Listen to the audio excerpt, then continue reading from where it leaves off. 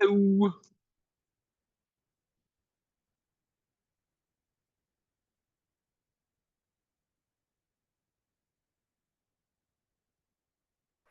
Just trying to work. Okay. Hello. Perfect. Thanks for checking. How are you? Yeah, no, of course. All good, all good. How are you?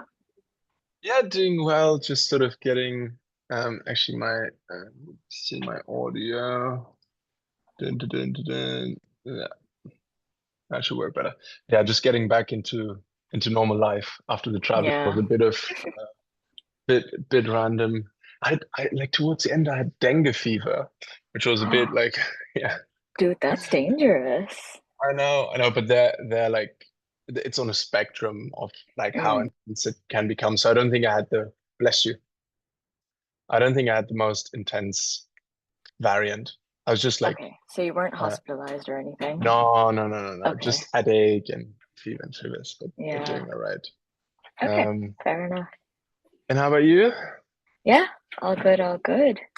Um, I'm surprised oh yeah, it is starting already. Okay, cool. The Yeah, recording. Yeah, it's um, already I'm started. yeah. I was in touch with Jake on Sunday or something, or Friday even. So he should um I'm pretty sure he's aware of the meeting, Yeah, yeah. hopefully. Yeah. Fair enough. Yeah. Yeah, no, he should be here soon. Okay. Otherwise, I still keep an eye on the emails at around the times that the meetings are starting. So then, Yeah. just in case someone's struggling to get in. Yeah, that's a good Yeah, point. Yeah, thank you. yeah. Um, Um, but it yeah, he does should be here soon, hopefully. actually let me check the Mm, but usually the Zoom transition has been working well. yeah, yeah, Okay, good. It's always like it feels so like fickle the I don't know, some small thing doesn't work and then everything kind of falls yeah. apart. But it seems to be all good now. Yeah, it's all good now. But Um, yeah, unfortunately, I won't be staying for the meeting. But yeah, I just wanted to make sure that this was all set up. yeah, that's so good. Thanks so much Cool. for helping me and trying. Yeah, of course. Cool. I'll speak to you later. Bye. Perfect. See ya.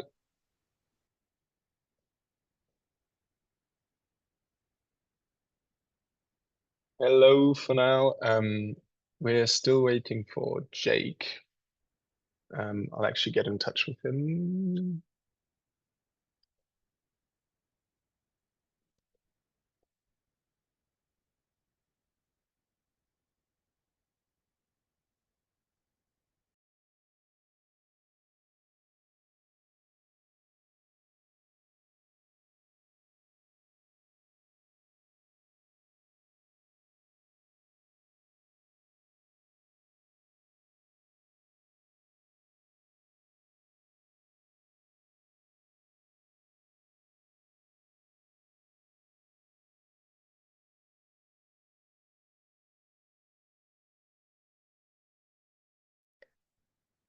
I've just hello.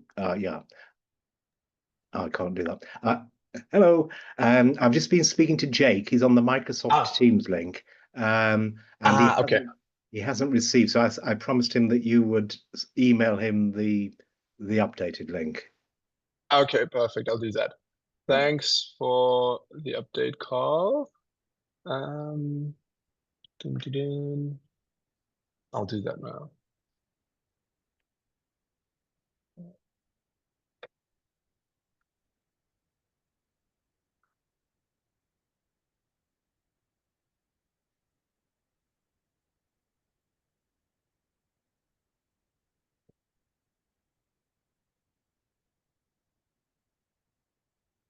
Yes, I think it's just coming now.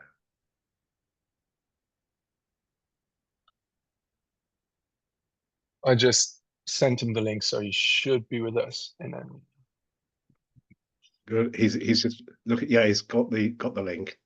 okay, perfect. Good.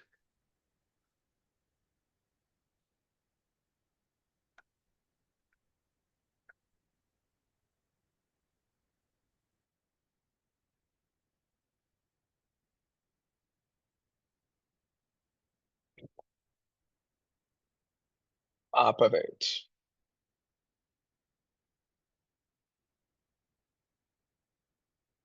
Hi, Jake. Hello, sorry for the technical difficulty. No worries at all. It's always a bit of a, we just recently switched and it's always a bit of a risk, people between platforms. But good that it worked now. So I'd say we can kick off. Yeah, good afternoon, everyone. It's a pleasure to welcome you to today's meeting. I'm Christoph. I'll be chairing this talk. Just to remind everyone, the meeting will be recorded and made publicly available. If anyone's not happy with that, let me know. The structure of the meeting is the same as always. We have a roughly 40-minute presentation, followed by a Q&A from the audience, and ending with a feedback and discussion section with Carl.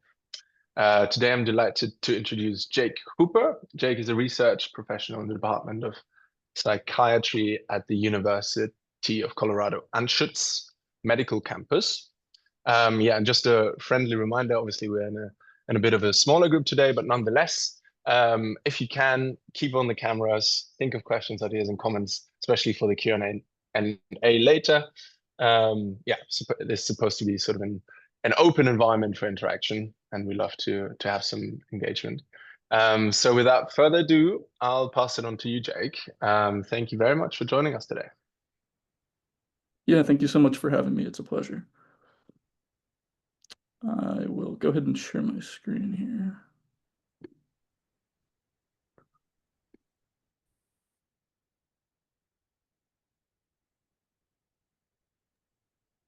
All right. And can you see this well? Yeah, that works perfectly. Okay. Wonderful. All right. So again, thank you so much for having me. It's a pleasure to be here. Before we get started, I would like to just do a couple of disclaimers. So I do work currently at the University of Colorado at our medical campus within the Department of Psychiatry. Although the contents of this presentation that I'm going to do today are not necessarily regarding the work that I do at the university. This is more of a passion project and something that I'm planning to pursue actually in graduate school. So another kind of disclaimer is that I'm not in graduate school yet. I just actually will start in the fall for my PhD, and that will be in cognitive neuroscience. So right now, this is kind of a preemptive attempt to do some research and think about some of these ideas that have been really interesting me, kind of that are tangential to the work that I do here. Mostly the work that I'm doing here is, again, kind of regarding psychiatry and kind of how I ended up diving into this direction. But again, I'm going to be pursuing something a little bit different down the road. So without further ado, I'll go ahead and start the talk today. So the running title is Art as a Vehicle for Encoding Archetypes, Neurobiological, Cultural, and Psychedelic Perspectives. Although this is something that could be subject to change, I think stabilizing might be a little bit better, and hopefully that becomes clear as we go through the presentation. So kind of just to start, I want to begin with kind of a little bit of a cliche here. Sorry about that. The kind of the cliche, does art imitate life or does life imitate art? And this is something I think actually encapsulates the talk really well in a way because it's kind of a tension between perception and creation, the way that we view the world. Does beauty actually come from us representing the world optimally, or does it actually come from our prior models of the world and that we're projecting onto the world? So this question has already been kind of thought about for quite a while. We might begin with Plato or Aristotle's mimesis, kind of the idea, like I talked about, that art mirrors reality and captures, distills human experiences. This is something that, again, has been in the subject of philosophy for a while, but it wasn't until somewhat more recently that there was a kind of a challenge to that with Oscar Wilde's Life Imitates Art, far more than art imitates life. So he was kind of implying that this shapes our perceptions and experiences of the world. And I think this is like a really great way to approach this. And if we could approach this with a neurobiological lens, I think there's a really interesting bit that we can get out of this.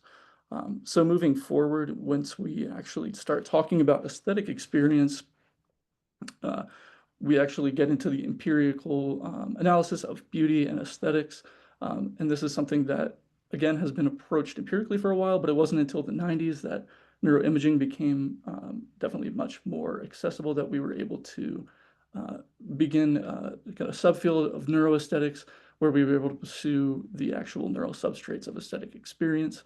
So again, all the way back to Plato, to his ideal forms, and this is an idea that will come up actually at the end of the talk as well, and an idea that informs the rest of the talk, in that these kind of metaphysical ideal forms are forms that are actually not instantiated physically, but something that are linking the beauty of this aesthetic beauty to something like an ideal, like truth.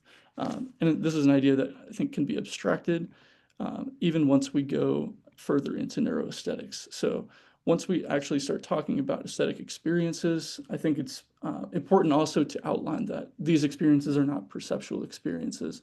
They're also emotional and semantic or cognitive experiences. So there's kind of these three dimensions. And I think it's important to realize that this isn't just a sensory experience. Kind of a really important thinker, I think, in this field is Semir Zeki with aesthetic parallelism. I think this is another really great thing to keep in mind, is that art mirrors brain processes in order to actually seek coherence and meaning in the visual, if we're talking about visual modality. And I think that it's a really great way of approaching art, especially with neuroaesthetics and neuroimaging, because we can say that what makes art beautiful is actually directly a reflection of the brain processes underneath those perceptions. So I think Zeki had a really great quote, and I'm paraphrasing here, but essentially the gist was that the artist is actually a better neuroscientist than the neuroscientist, because he understands something intuitively about the brain that the scientist can't get access. So moving forward, and this is kind of that book outlining that.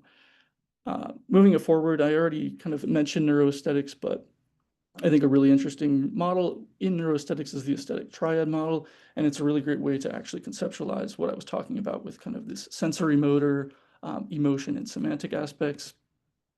I kind of created this figure to outline that aesthetic experience is actually an emergent experience. That is something that is generated and non-reducible to the underlying processes within each of these neural subsystems. So if we take a look, for example, at the sensory motor subsystem, we might imagine this happening at a low-level cortical area where we have perception and physical interaction basically coming in from low levels and feeding up into these higher-level priors that are generating top-down predictions to match those. And then we can also say the same thing about emotion valuation regions. Much of this coming from some cortical locations like hippocampus or amygdala. We could talk about emotional response, reward, and how that actually is interacting with these higher cortical regions. And then we can also talk about meaning and knowledge domain, where we have these high-level cortical regions that are involved in the actual interpretation, the semantic processing, and kind of this developmental model building that we go through throughout the world, and it informs the sensory motor and emotion valuation aspects. And so these systems, their confluence actually produces the emergent aesthetic experience, and I think that's another important thing to keep in mind when we talk about the anthropological and psychedelic perspectives that I'm going to bring in shortly here. Of course, another really important principle that we're going to talk about is the free energy principle. And I think this is a framework that so far is going to be able to wrap all of what I've talked about into kind of a cohesive framework.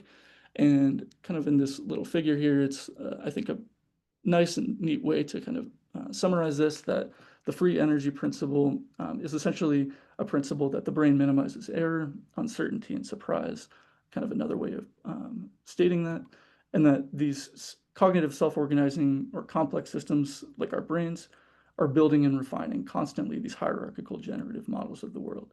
And so if we think back to this kind of semantic domain, this is something that I think is not just going to inform that domain, but it also is informing that low-level sensory domain and the emotional aspects as well. So again, sensory data will constantly be tested against our predictions, and this prediction error will signal an update to these representations, these top-down representations or priors. And so there's two ways I think that this can be done: perceptual inference, obviously. So when we're actually intaking sensory information with our world, we can always check these bottom-up predictions with these top-down priors. And if there's a prediction error, we're constantly trying to minimize that prediction error. And so active inference, we can actually act on that world and try to match our predictions with our world. And so part of what I'm arguing throughout this presentation is that art is an actual form of active inference, and I think it's a special case. So another kind of important thing to outline here is the brain is a predictive hierarchy which forms attractor states. And these stabilize cognition amidst constant sensory flux. But it's, I think, important to note that these strange attractors are not, or these attractors are not just fixed attractor points, but they're instead strange attractors. So our behavior is constantly circling a trajectory around these attractors, and they're multi-level attractors. So there's kind of a variety of kind of these abstracted levels that are informing our everyday perceptions. Kind of an attractor landscape, and I think really interesting, first example of that is of the strange attractor was the Lorentz attractor. So kind of a classic attractor plotted in 3 dimensions here. That was from a weather model. So what's interesting, I think, about strange attractors is that they often exhibit fractal geometry. So they're self-similar across scales, and they're adaptive. And so because of this scale invariance, there's a certain degree of predictability across each of these layers, and they're informing each other. So hand in hand with that is this modular hierarchical design, and this allows the brain to integrate these diverse sensory modalities and conceptual data in an efficient manner. And so, for example, imagine we look at a visual scene. We can interpret the edges and colors of this visual scene from these low-level regions up through, for example, V1, all the way to these higher order cortical regions where we can actually assess the object's meaning. And so each level is constantly informing the other. This way, the computational load that we're taking a look at, whatever visual scene, that way we're minimizing that computational load, or we're minimizing the free energy of that scene. And so kind of to start tying things together a little bit, when we start talking about art and predictive model optimization, we propose that art achieves predictive optimization. And so this is a subjective manifestation of aesthetic experience in at least 2 ways. I think one way that we can think about this is that it's producing this aesthetic experience through nuance or ambiguity. And so by that, I mean that this differentiation encourages active viewer interpretation. It generates pleasure from basically producing novel differentiation into a model that is already pre-existent as a prior into this coherent model. And so really what we're doing is in this process, or what the artist might be doing in this process, is generating just enough novelty that the system can resolve. And another way that we can do this is in a peak shift phenomena.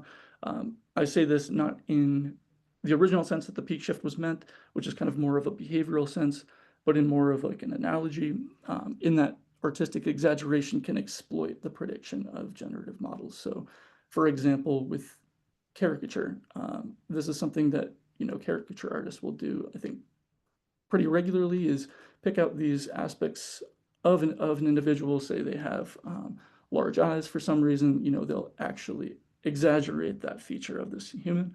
And I think this doesn't necessarily have to be applied to caricature, but it can be applied to caricature in an abstract way. So this can also be applied to color. This could be applied to form.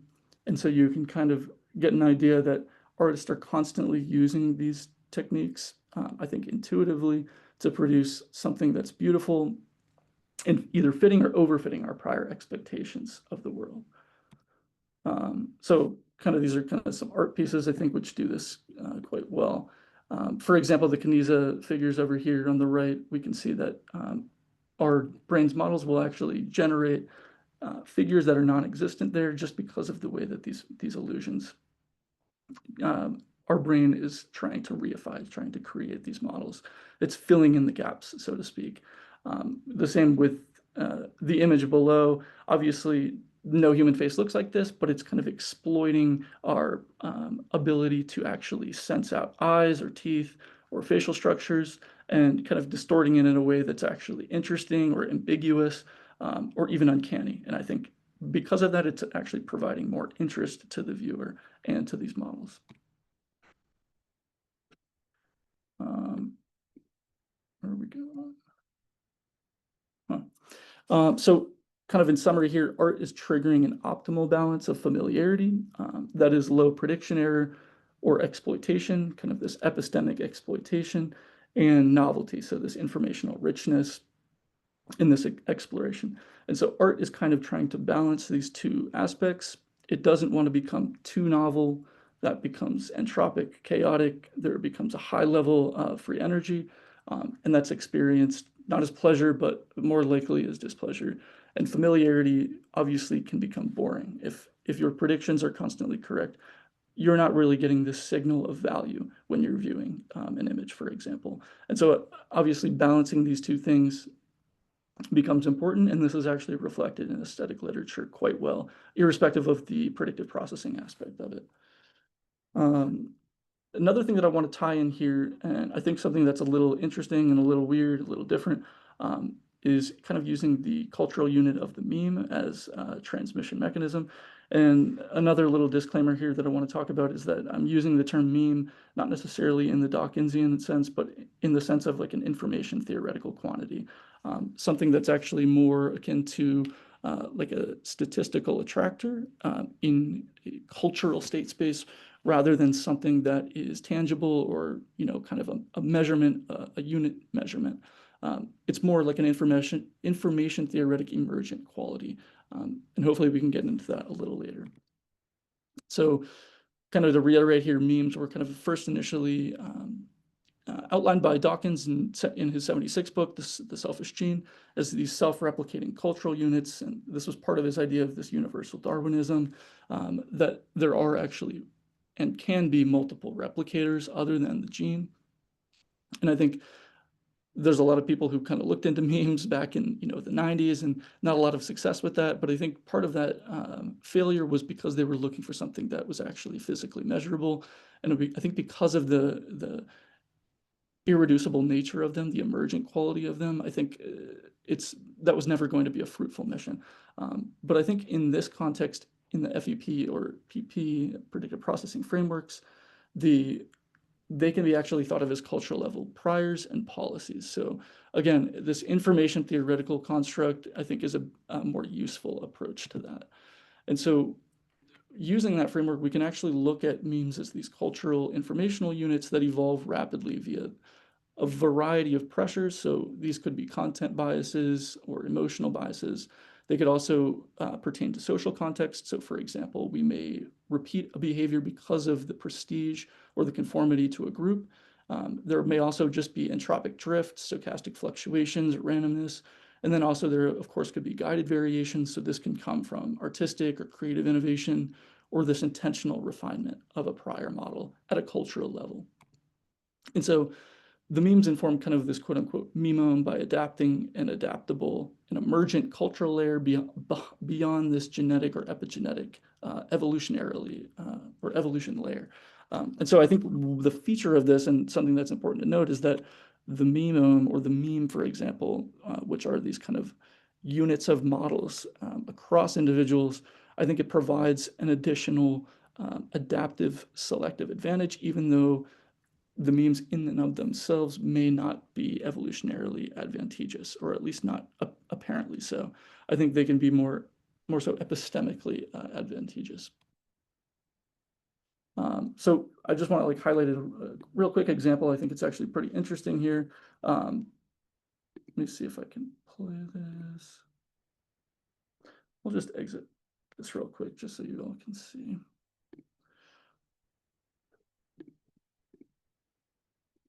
Oh no. All right, I might have to abandon that one. All right, no matter. We'll continue here. Essentially, I can just describe this. I'm not sure if you've ever seen this before, but essentially what this was kind of AI-generated video of basically the evolution or the simulated evolution of jewelry. I think it was a really great way to actually see kind of this evolutionary aspect of it, or the internal logic of the way in which this jewelry was changing throughout the decades. Just kind of a helpful visual example to illustrate this idea. From memes, we can also talk about archetypes. So again, kind of another interesting idea, one that I think can be controversial in a lot of ways, but one I think that is, again, helpful to think about in an information theoretic aspect. So if we think about memes replicating through ritual and artistic practices that include narrative, we can actually think about them as replicating through this iterative process. And through these narratives and artistic practices, we can actually introduce mutation. So for example, successful memes within the cultural layer that become successful because of their ability to pass from generation to generation and confer an evolutionary advantage in some way, social or otherwise. I think we can refer to them actually as something more akin to archetypes in the Jungian sense, in the sense that they're actually sedimented by these meme gene interactions. So I think maybe an important, an easy way to illustrate that is that even, for example, the ability of our brain to produce language, for example, obviously that is a genetic basis, and that was one, I think, that was generated through possibly the interaction between agents that were trying to communicate over time. And so because of that aspect, because of its advantageous aspect, it was able to, of course, sediment into archetypes. And so I think maybe an interesting way to think about archetypes is to think about them in terms of an impulse, or not as an impulse, but I guess as a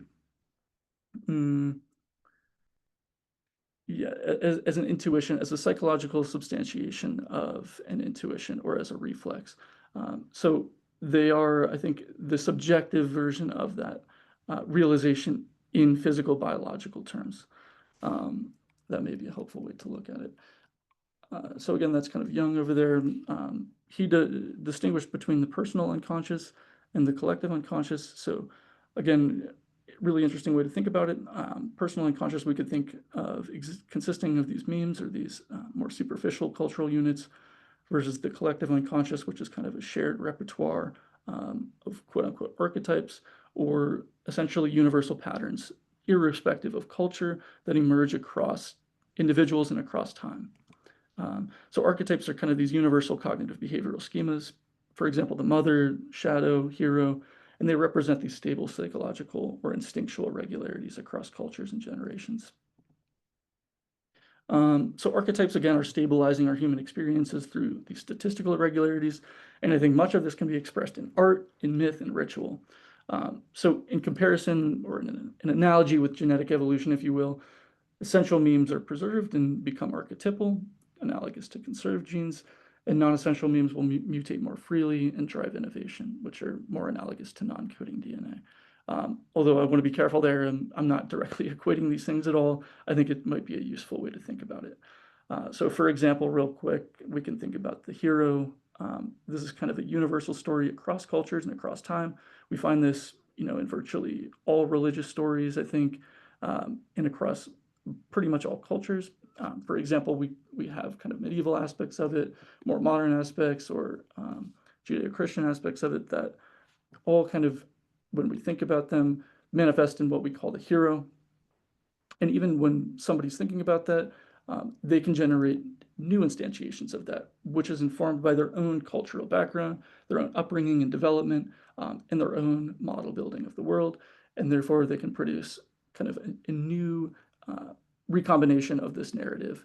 For example, in The Matrix, which is another, I think, pretty clear example of the hero archetype. So I think this is, again, really easily measurable, seen across cultures.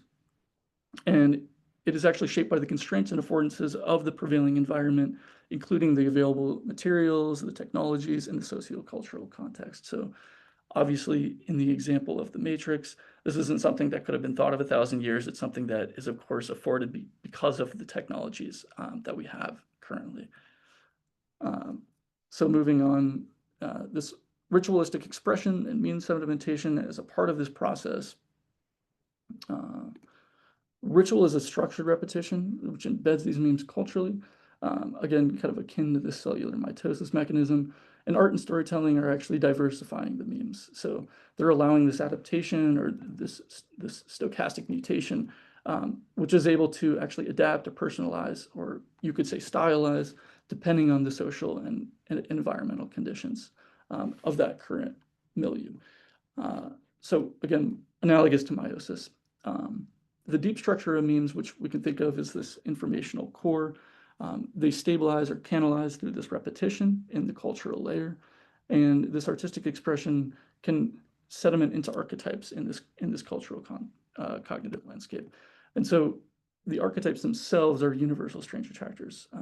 They're these kind of stable yet flexible, recurrent, and diverse paths, which all humans and cultures are going to basically move around. And I think the reason for that is because of a kind of evolutionary advantage over time. And because they act as this kind of gravitational basis, you're going to get constantly newly generated versions of the same quote unquote archetype. And so thinking about them in terms of free energy, if we think about them as these multi-scale priors, they're stabilizing cognition by providing these high precision templates at high levels, but at these lower levels, they're providing a little bit lower precision, which allows for more plasticity in a way that we can actually modulate these diverse social and environmental dynamics into this archetype. And the function of that is to reduce this collective uncertainty, to minimize free energy at this cultural level. The way that this is done is that we want to, again, minimize free energy by balancing this familiarity and this novelty. So this exploitation and this exploration. The individual, 1,000 years ago, for example, they would never really understand this, the Matrix character. This is something that would just be completely, I think, foreign to them. Maybe at a deeper level, they would kind of understand it. But I think the reason that heroes of different cultures and at different times are embedded within their own environments is because they provide a certain relatability and a certain similarity that is then easily digestible for the larger, broader pattern, which facilitates the metastability over time. So I think an important way to look at this is anthropologically. So over time, in many cultures and many religions, especially indigenous cultures, vision quests were these kind of traditional rituals in these cultures worldwide to access more deep insights via altered states. And so the reason that these happened was, again, the methods that they used were either physiological or psychedelic substances. I think psychedelic substances, are really interesting in this area because they actually provide this kind of acute and pretty dependable alteration. But of course, this could be done achieving altered consciousness through fasting, sensory deprivation, or even torture in some cases.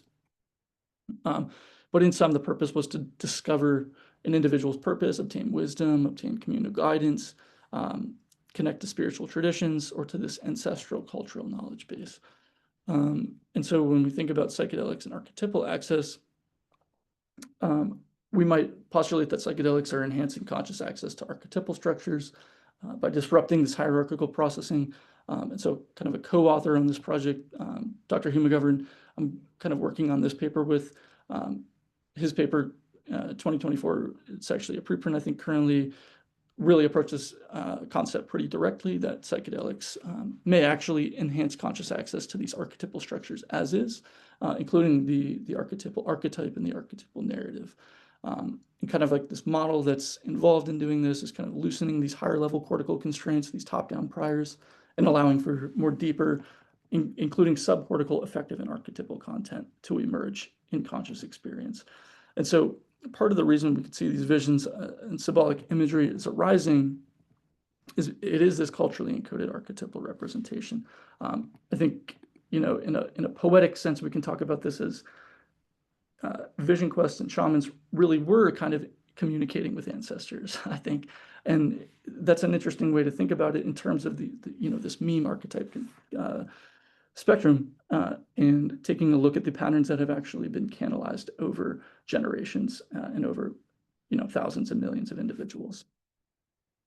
So psychedelics are actually facilitating the encounter with this knowledge, quote unquote, as is, rather than the specific imagery or narrative that it's closed in per se. So when we think about art as a concretization of this visionary experience, the function of art is actually to translate the ineffable experience of these psychedelic visions into something that is actually more concrete. So that may be visual, auditory, performative, whatever the method may be, the function is to actually stabilize this into a cultural mythos into a common cultural pattern that is then intelligible and coherent to the individual at hand. So this can be instantiated, again, kind of all these different art forms. And art really, in this context, was communal participation. It was really rooted in myth, and it ensured the continuity and evolutionary coherence across generations and minimized uncertainty at a cultural level. So Peter First is actually a really interesting person who kind of dove into this with a couple books. It would be worth looking into, I think, if you're interested at all in this. I think another really interesting anthropologist in this was Reichel Dolmatov in the 60s. In particular, this quote, "In a state of hallucination, the individual projects his cultural memory on the wavering screen of colors and shapes, and thus sees certain motifs and personages." So I think that illustrates it rather well. He had this kind of arbitrary coding of these symbols, more or less accurate, not sure, but it serves the point to show that there is kind of this internal coherence and intelligence in these patterns. So when we actually get into the neurobiology of these states, which is, I think, important to understand in this context, we understand now that classical psychedelics are acting primarily on serotonin 2A receptors, and this is kind of the primary way that they're producing their subjective effects. And so without getting too deep into this, because I think I could probably talk about this for too long, there's a lot of effects, but maybe one of the most important effects is its effect on the default mode network and visual cortex. And so we can observe decreased within network connectivity and increase between network communication, and more broadly, kind of this global desynchronization of brain dynamics. So there's a variety of models, I think, that are kind of posed, including relaxed beliefs under psychedelics, also altered beliefs under psychedelics. But in general, we can talk about a weakening of these hierarchical top-down constraints and an increase in this sensory-driven kind of this novelty in neural processing. And so in a sense, there's kind of this, or could be this compensatory response. So these mid-level priors are recruited kind of to match this increased sensory prediction error. And in that way, we kind of experience these hallucinations, and we're projecting a lot of things into our, I guess, the Cartesian theater that we're experiencing during these experiences. Kind of a good way to illustrate this over here, brain activity, but in some kind of results in this flattened attractor landscape, and this reduced precision on these constraints. So in that way, we're able to actually access kind of these deeper informational layers, possibly irrespective of these lower level, kind of the clothing that come with these lower levels. And because of this increased neural entropy, we have an increased cognitive flexibility at the same time. So talking about archetypes in this scenario, under normal conditions, we're constantly, again, balancing these high level and low level inputs. And psychedelics are shifting this balance towards more bottom-up input via this gradient ascent mechanism and this increased direct access to these subcortically encoded affective archetypal structures. Again, kind of in this paper recently, but I think an important idea here is that we're actually accessing something about our instinctual aspects with a subjective access that we're not normally able to access. And because of this, I think it provides an interesting opportunity for whether it be shamans or individuals in current contexts to actually utilize this emergence of archetypal imagery in artistic expression. So this is kind of the art of Alex Gray, for example, kind of a contemporary artist who does this type of artwork. And I think we can also think about that, obviously, in more shamanistic cultures. So if we think about psychedelic states as actually amplifying aesthetic experience or altering aesthetic experience, this is a paper I actually have currently under review, basically arguing that the psychedelic action is actually altering the underlying neural mechanisms that are producing this aesthetic processing dynamic. So partly what's happening, I would argue, is that this heightened sensory vividness or associative fluidity that's occurring under psychedelics is actually something that's heightening our participation in resolving the ambiguity of our world model. So because we're getting this increase in sensory entropy at these low levels, our top-down models are actually constantly needing to compensate for that. And so in a lot of ways, especially in closed eyes environments, we're projecting onto our environments. So we're in this process amplifying the aesthetic experience. We're altering the fluency, that is, between sensory, affective, and semantic neural systems, and therefore affecting the emergent experience of aesthetic experience. This is something that I want to be careful and say that we're not necessarily making things more beautiful, because obviously people can have, quote unquote, bad trips. But I think it's still important to take a look at that because it's affecting the underlying processes that are producing aesthetic experience. And this is consistent with Zecchi's parallelism, that aesthetic experience is produced by the underlying dynamics of our neural systems. So I think a really interesting way to actually, a quote that was really good at, of course, outlining this was Aldous Huxley in The Doors of Perception. So, for example, I continue to look at the flowers, and in their living light, I seem to detect the qualitative equivalent of breathing, but of a breathing without returns to a starting point, with no recurrent ebbs, but only a repeated flow from beauty to heightened beauty, from deeper to ever deeper meaning. And so that's kind of a poetic way of putting it, but I think it illustrates that effect well. And so kind of to summarize real quick before I move on into kind of future directions and points that I think are actually testable from this framework, just to summarize here, aesthetic forms and visual, narrative, musical, and performance modalities are actually reflecting these conserved cognitive affective patterns, which are shaped through evolutionary and Bayesian selection pressures. The balance of novelty and familiarity, or in different terms, exploitation of our environment, produces the aesthetic experience. It's this kind of optimized fluency, this perceptual or epistemic fluency that's indexing the subjective affective beauty or of aesthetic pleasure. And so thinking about also in terms of memes and archetypes, art is encoding this layer of information in this kind of memetic layer, this cultural layer, and stabilizing into archetypes if over time they're successful. So cultural symbols are evolving over time, constantly evolving, and there's contributing to this meme-gene interaction. This is something that's never going to happen in a lifetime or anything like this, but I think it's an interesting mechanism to consider the way in which archetypes may have or may not have been formed. And they're forming this scaffolded cognitive template that is kind of embodied attractors, if you will. And altered states of consciousness provide a really interesting window, I think, into this, because they facilitate access to this archetypal content by loosening the hierarchical constraints which produce them normally, or constrain perception normally, I should say. And by enhancing this archetype as is and the symbolic imagery that clothes the archetype, it actually promotes this cultural continuity through constantly artifying, as Ellen Desayanki would put it. So it's this kind of functional aspect of art. And so a few different ways that we can approach this, these insights. Clinically, we can take a look at psychedelics and integration. People talk about integration constantly, but in kind of an ambiguous way, or in a way that I think is not necessarily yet rooted in neurobiology. But if we actually take a look at the careful access to psychedelic states or altered states of consciousness, and take a look at their ability to actually reify unconscious content, that is this deep layer information content, it actually enhances metastability of self-models. So, for example, clinical data is actually supporting therapeutic benefits related to insight, or or I guess we could call it aha moments, which are also central to aesthetic experiences. And so emotional release, mystical experiences are also constantly reported and written about.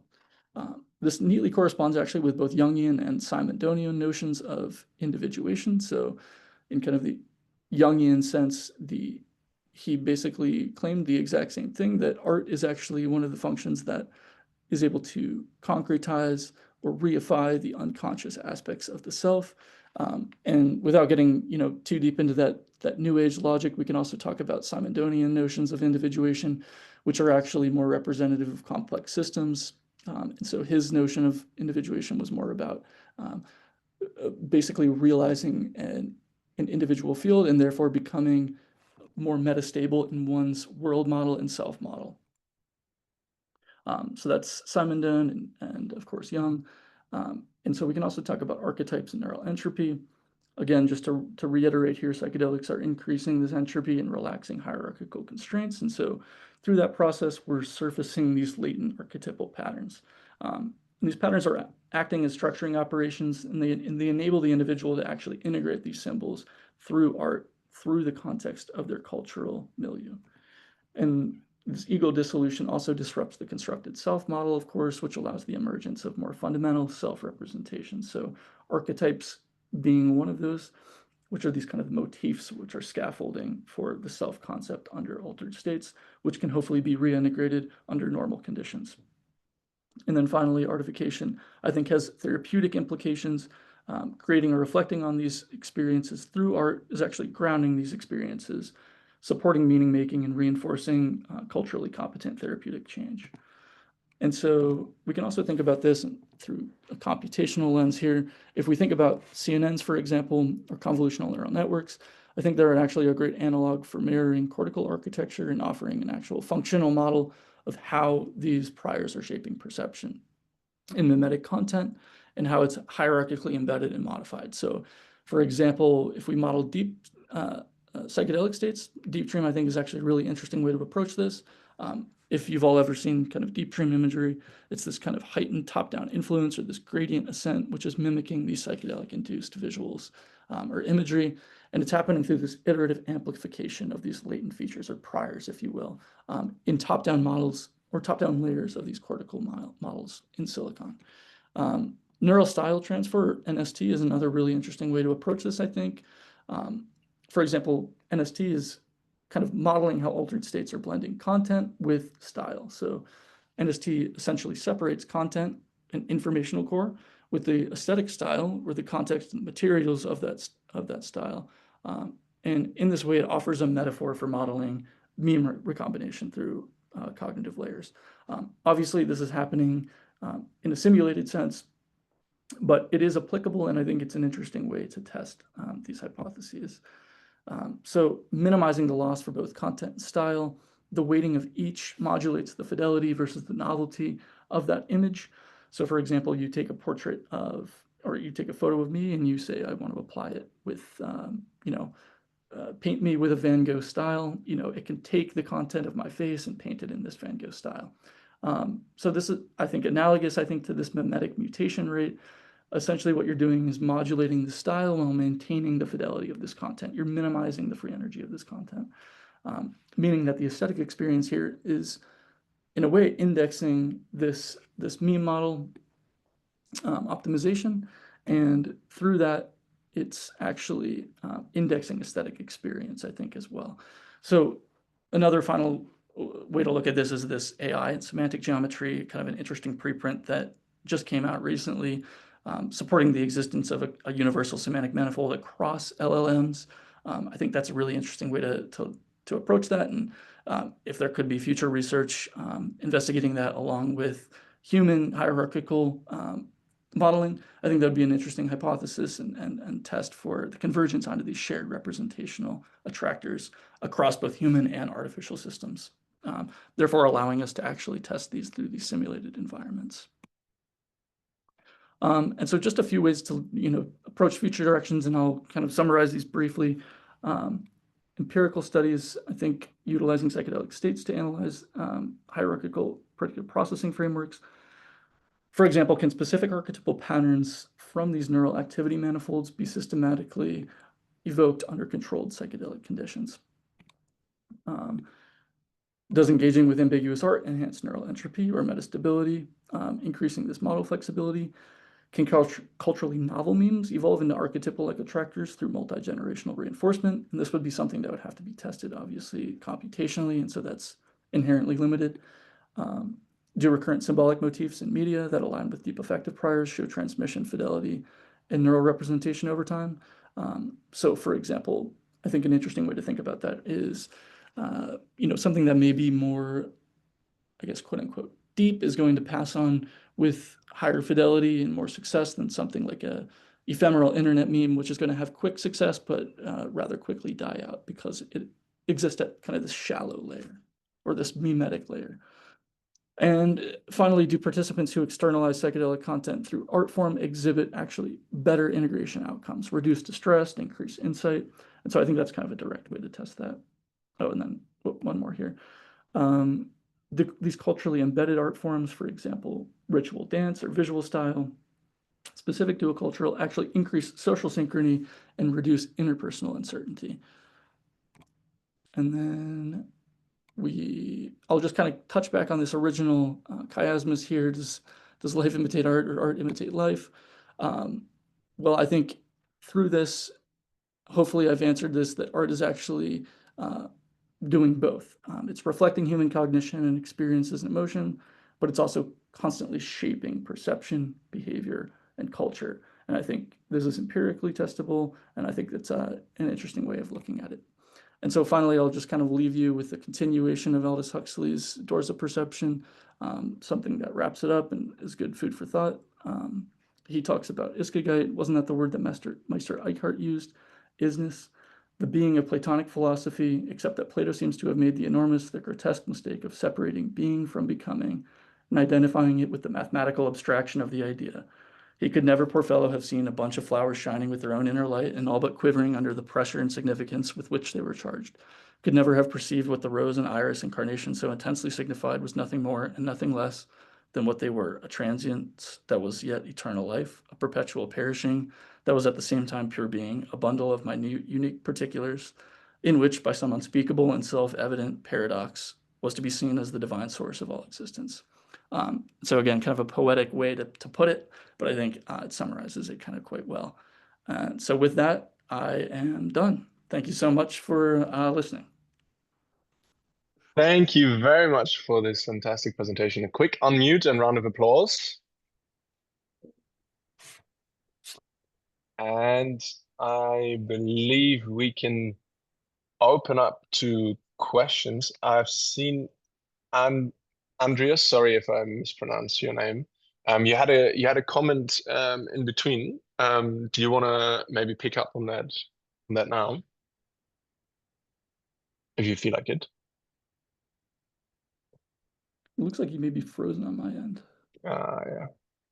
Maybe he is. Oh yeah, he just left. He'll probably rejoin in a second. Otherwise, I'll also have a couple of, yeah, maybe I'll just, or maybe we can just start with just a small organizational thing, because you mentioned in between the books by Peter Priest or something. Just maybe could you just I don't know, type in the name on your screen, maybe online or something, just for the people watching this, just that they can reference the book, because it might be hard to find otherwise. Sure. I think that might be nice. Yes, and Andres is rejoining. Yeah,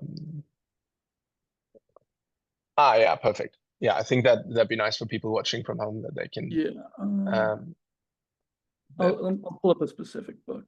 Yeah, that's great. Thank you.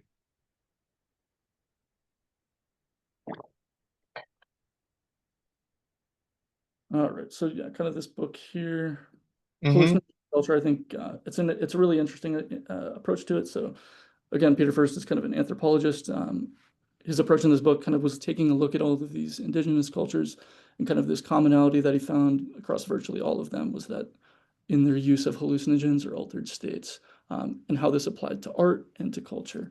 And so he has another book kind of directly on this art aspect of it, but I think this is a great introduction to it. Yeah, that's great. Thank you very much. Perfect. And then Andreas, I believe we lost you for a second. I was just saying, if you wanted to sort of pick up on your comment from earlier, feel free to do so. Yes, I'd be very glad to. And Jake, I really congratulate you on this very rich and deep talk. I'm impressed how you combine, very warm, human, intuitive experience with a wide, erudite knowledge, and just very, command of these conceptual theories, and that it fits, I think, nicely with active inference. So first of all, I just wanted to say I'm impressed.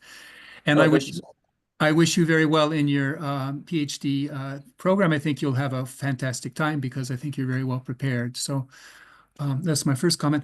And I noticed in LinkedIn that you're attending the University of Oregon. Is that right? I am, yeah. Are you familiar with Christopher Alexander, the architect? No, I'm not, but my professor actually works with the Department of Architecture and kind of this. So I'm actually joining under the mentorship of Dr. Margaret Sereno. Her work involves cognitive neuroscience and perception, especially with fractals, obviously, because that's something that I think our visual system is primed to and something that is ubiquitous in nature. So you can kind of see kind of the parallel with the work that I'm doing here. But they work with the Department of Architecture, and so I'm sure she knows him.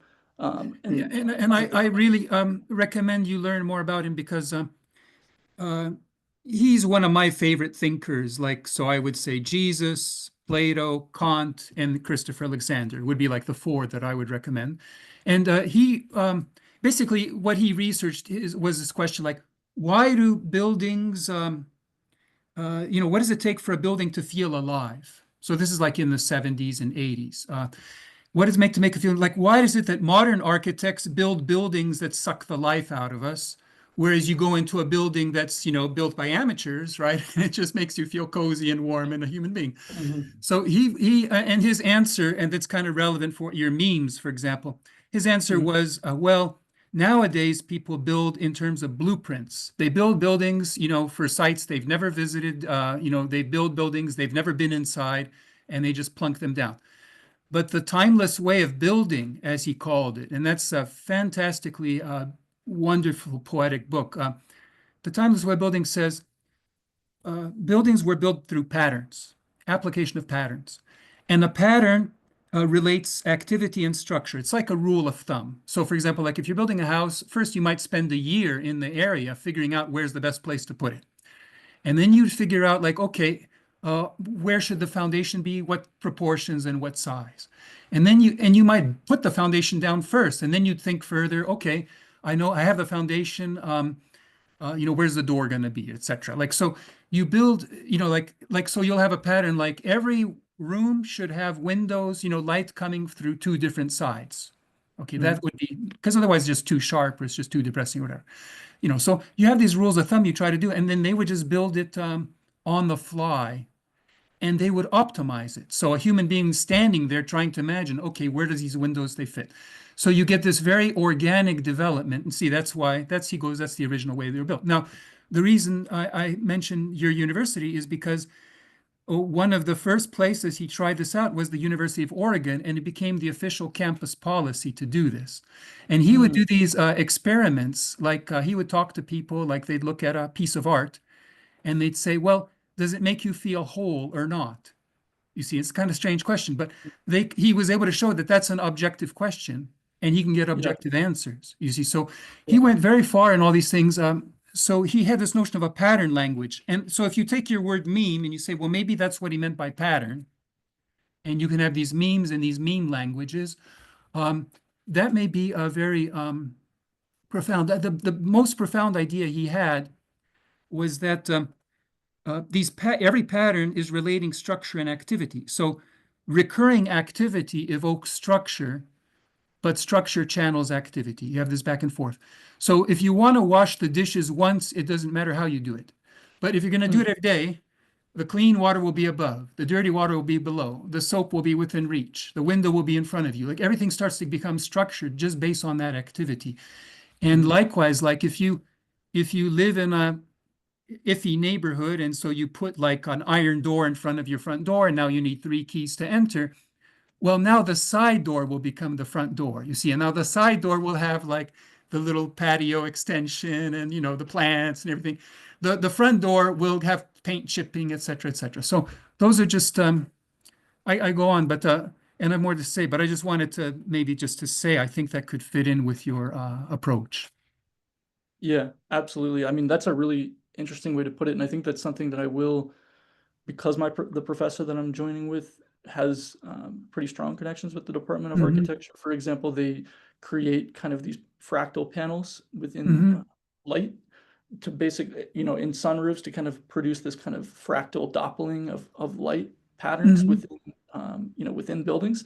And this actually is measurably increasing like the pleasure and comfort that people have in these buildings. So that's, I think, a perfect example of kind of what you were talking about is it's this functional architecture that's something that's more natural rather than this I think, overly, I guess, maybe reductive, kind of four corners, and, maybe brutalist architecture, things like this.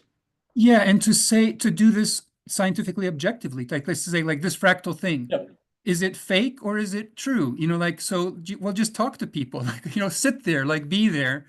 Well, how do you feel? Ask people, like, how does it make you feel? And I think that, anyway, so I had more to say, but I think that a very important, let's say maybe the crucial thing is this between familiarity and novelty, right? That's very interesting. This, and so, in the balance, like how do you balance that, or how do you, get these alternations, etc. So I've been thinking a lot in terms of three minds and how that could be compatible with active inference. But so you also mentioned like sensory and semantic, right? See, so if you think of like one mind that's maybe, and I kind of think like there's an active mind, that's, let's say, the sensory mind. There's a predictive mind, that's the top-down semantic mind. And then there's a cybernetic mind that's doing the steering, let's say, which is saying now's the time to take the drugs or not, or whatever. Like, so you have these three minds. So emotion versus cognition. Emotion is how this unconscious mind that knows the answers. It's kind of like this passive, I would call it passive inference. So you have like passive inference, you have active inference, and then you have willful inference, right? So, I mean, it's just my version, but so passive inference is filtering these things in. And so it has this, 100 billion neurons that are doing this, right? And it wants to translate, and this is what you know. This is what you know unconsciously. Now you're trying to translate the same information in terms of a conceptual language, maybe 100,000 concepts in terms of what you don't know, like black boxes that are all related together, right? Can you say the same thing in those two different forms? So the way we experience that, I think, is that emotion is the unconscious talking to the conscious, emotion or affect or whatever. It's saying, look, your models are not fitting, and this is why. And then you have to sit and wonder, okay, like what's going on here? And then you want to update your models, let's say, and then impose it by cognition. But what the third willful mind does is says, wait, don't rush. It's really got to be right. So wait. When you feel peace, then you'll know that it's the right model, then we'll hardwire it. And so you get this organic pairing of this bottom-up material, implementation, and this top-down user requirement, let's say, and how they fit together. So to add, it's not really like a Venn diagram, I would say, but it's more like this dialogue where you have an arrow of emotion and then you have an arrow of cognition, and they go back. So this is, maybe debatable, but this is how I look at active inference. It's not, in the human experience, it's not so much about a being and the environment, but it's about the unconscious, which is representing the environment, and the conscious, which is, the being, so to speak, which is divorced from the environment, intentionally divorced. There's this huge chasm. And how do you, and the chasm is important because so any more thoughts on that? But then I would have more to say about beauty. But what do you think of that? Yeah, I think that, there was a lot in there, but I think one of the things that I wanted to talk about a little bit more about or elaborate on is, obviously throughout this presentation, I used kind of, some controversial ideas or maybe new age ideas, but I think, especially with like Jung, for example, and the unconscious, like what you were talking about, even with individuation, part of what this process is, individuating is basically integrating your world model, refining or optimizing your world model unconsciously, and your conscious experience of that is one that it's a subjective, but it's only a minute experience of that process.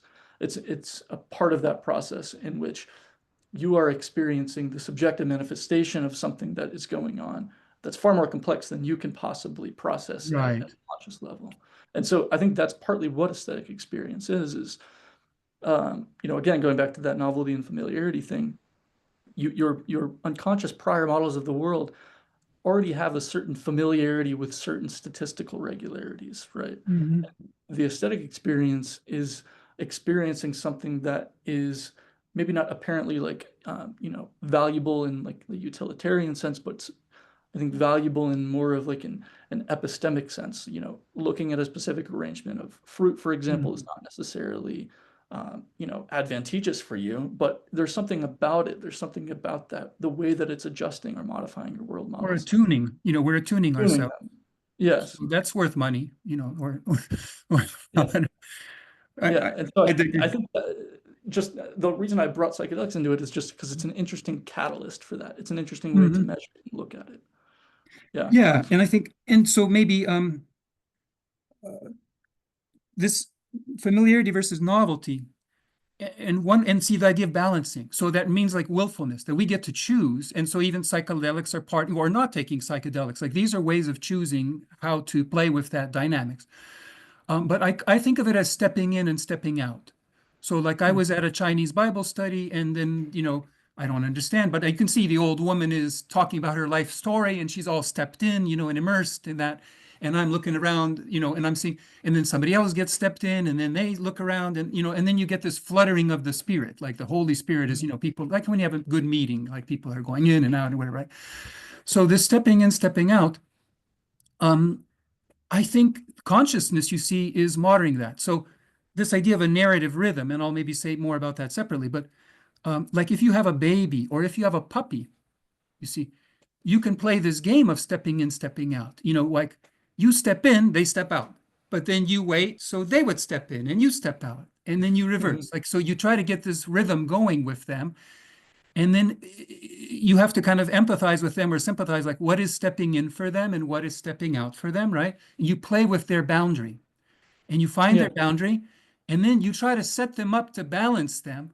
You see, so then they decide, the puppy decides, okay, am I going to step in or am I going to step out? And so you've evoked consciousness in a puppy, I believe, or in a baby. Now, the difference with a puppy is that it's just fleeting, but I think it's genuine consciousness. See, but because they decide which way they want to go, right? They decided if you can balance them properly. But with a baby, you see, the baby learns to do this very readily. They wire this, they become very willful. Okay, so that's the dynamic that an artist can help encourage through this, like it's the life and it's the art. So I think the art is appealing to the sensory, mode, and then the life, they're kind of thinking more kind of, your inner divorced world, and which one is engaging which, and this is game, right, between the two. So I have more to say, but anything to say about that? Yeah, it reminded me what you were saying is kind of, the keyword is play. I think play is like a really great way to think about it, because partly what the artist is doing, he's playing within kind of this bounded state space that is afforded by the materials of the art form. So for example, painting, the painter is afforded certain things because of the paintbrush and the canvas, whatever the genre might be, the rules of the genre. And so he can play within the bounds of that genre, and he can even push the bounds of that genre a little bit. And partly what he's doing is he's integrating his individual, more diverse or differentiated perspective into the broader model of this, the evolution of whatever this genre is. If it's landscape painting, he might be pushing it in whatever direction he might think is the great way to go. But really what he's doing is he's playing with those rules. He's pushing the boundaries in that way. That's why I think a lot of people like this quote unquote boundary pushing art. It's because it really is pushing the boundaries of our world models in that way. But it has to be art in the sense that it's socially, culturally approved, established, so that it's familiar, like it's acceptable game, like it's a game you're allowed. It's not a dangerous game, it's a normatively permissible game. I don't know. It's like more or less dangerous, but I think that's, I mean, you could get into that, but then, of course, there's all these different art forms. There's postmodernist art, which basically, throws away with the cultural model or the integrative model and says everything is arbitrary. And so that's kind of, the antithesis to what I'm saying in a way. But I think, even that has its own point in art, but the point is that there is a certain bounds within which the artist can play. Yeah. And there's kind of that safe space within which he can play. And now, so this distinction between familiarity and novelty, and this dividing line of the self, you see, and kind of like, in a certain sense, I think like what's familiar, well, and so there's a whole theory of emotion based on expectation that sets this up, and it tells you what beauty is. So it turns out beauty is the impossibility of disgust. Okay, just like love is the impossibility of hate, or intimacy is the impossibility of fear. So I'll give you some of these basic things, and then, so the basic theory is that it's all about expectations. You have an expectation and you're waiting, and let's say it's not met. well, it could be surprising, but it could be sad, you see. Mm-hmm. See, and that's a very important thing. Like, it's surprising if it's theoretical and kind of like not that important. And okay, so it's like the second mind, my model was wrong. But it's sad if my reality was wrong. Like, I mean, my mom is gone or something, right? Like, well, Yeah. that's sad. So, horrible. So as opposed to, let's say, excited versus content. So like, you're excited if your theory is right, but you're content if your mom is alive, right? So, Mhm. so there's this distinction. Now, if something is too quick for you to make an expectation, or too weird, or just too unacceptable, or whatever, if it's from the outside, it's frightening. And if it's from the inside, it's disgusting. Mm. And so these are the 6 basic like emotional responses. And then the other ones would be suspense, like while you're waiting, and peace, when you just don't have to have any, when you don't have any expectations, you just have peace. So these are the 8 basic. But then you can have more. So for example, if you're expecting things you don't wish, right? That's bad. So for example, if somebody steals my bicycle, I'd be surprised, right? Because I wasn't expecting them to, to steal my. But if I expected somebody's going to steal my bike, right? If they stole it, I'd be angry. You see, and if they didn't steal it, I'd be relieved. Okay. Whereas if it wasn't my bike, but it was my sweetheart, if they stole my sweetheart, I wouldn't just be angry. I'd be hateful, right? And if they didn't steal my sweetheart, I wouldn't be relieved. I'd be depressed. So it immediately like gives a theory of depression. It says depression is just, if you have this bad mental trap where you're wishing things you don't want, I mean, you're expecting things you don't wish. I got it wrong. You're expecting things you don't wish. Well, what happens if it's not coming true? You see, then you're in this weird trap that you're wrong, you see. But your whole universe is built on the fact that it's supposed to go wrong, but it's not going wrong, right? And then you're just incapacitated. So that's another, maybe just to say about the importance of this theory. Like, there are very serious scientists who say that emotion is all external and physical. That this is, see, and that just shows what nonsense this is. There's nothing external going on. It's all in the imagination. And you can vividly feel all these things, right? They're absolutely vivid, and they're pure, and they're like scientific, it's like scientific atoms. So now go to beauty. Oh, so what's love? Love is the impossibility of hate. And why is hate impossible? It's impossible if you're not expecting what you don't wish. But see, so then it'll feel like an afterglow. You won't feel it directly. So maybe a better example is like beauty. Beauty is the impossibility of disgust. Now, why would disgust be impossible? Disgust is impossible if you don't have an inner world. If you don't have an inside, everything is outside. If everything's outside, you can't feel disgust. And slowly things start to seem beautiful. There's nothing inside, it's all outside. And you don't feel disgust, so it's not a quick response, but just slowly you get this afterglow of it's beautiful, it's beautiful, it's beautiful. And it's kind of like the quote here, like it's just this evolving beauty, right? The opposite would be if you can't feel fright because there's no outside, it's all inside, right? You have this warming, ever warming intimacy, you see. So, or like humor, for example. So humor would be when you play with the boundaries between, you don't want to feel sad. So what you do is you cheat. You say, well, I'm going to make myself very small. If I make myself small, it won't be sad, it'll be surprising. So it's funny, right? But it's very problematic because you've made yourself smaller, right? That maybe not very, that's a questionable strategy. So humor. And just to maybe just to conclude that point, like what I did, like moods, people know nothing about moods, but I looked at 39 Chinese classic poems from the Tang Dynasty, like 4-line poems. I said, okay, where is the mood coming from? And what I can show you the presentation, whatever, but the basic idea is that they all are transformations of that boundary of the self. So like it could be a reflection or a rotation or a dilation, or they're all the geometry of a triangle, basically. So you get a whole very rich theory of moods. And I think so basically it's just saying take active inference theory, but now say, look, it's really about 2 selves. You see, from the inactive mind's point of view, there's only 1 self, but from the predictive mind's point of view, there's 2 selves. There's the self, and then there's the theoretical self, right? Like, so when you have your Markov blanket, what part is the part where you're modeling what you should be knowing about yourself, and what part's modeling what you're not supposed to be knowing, right? So that would give you two theories, and then that would give this whole emotional theory. I'm just curious what you think about this. Yeah, I think that's an interesting way to put it. Like, it's all the way in which it's altering like the geometry of the self. That's an interesting way of putting it, because I think partly that is kind of what's happening in terms of what is going on with art. Is you're constantly refining not just your models of the world, but your models of the self embedded within the world. And so I think all of these emotions, including all of the emotions that you outlined, they're all possible as part of aesthetic experience. You can have a really sad song that's beautiful, or you can even have something that is disgustingly beautiful. I've seen paintings that are grotesque, but in some abstract way, they're beautiful.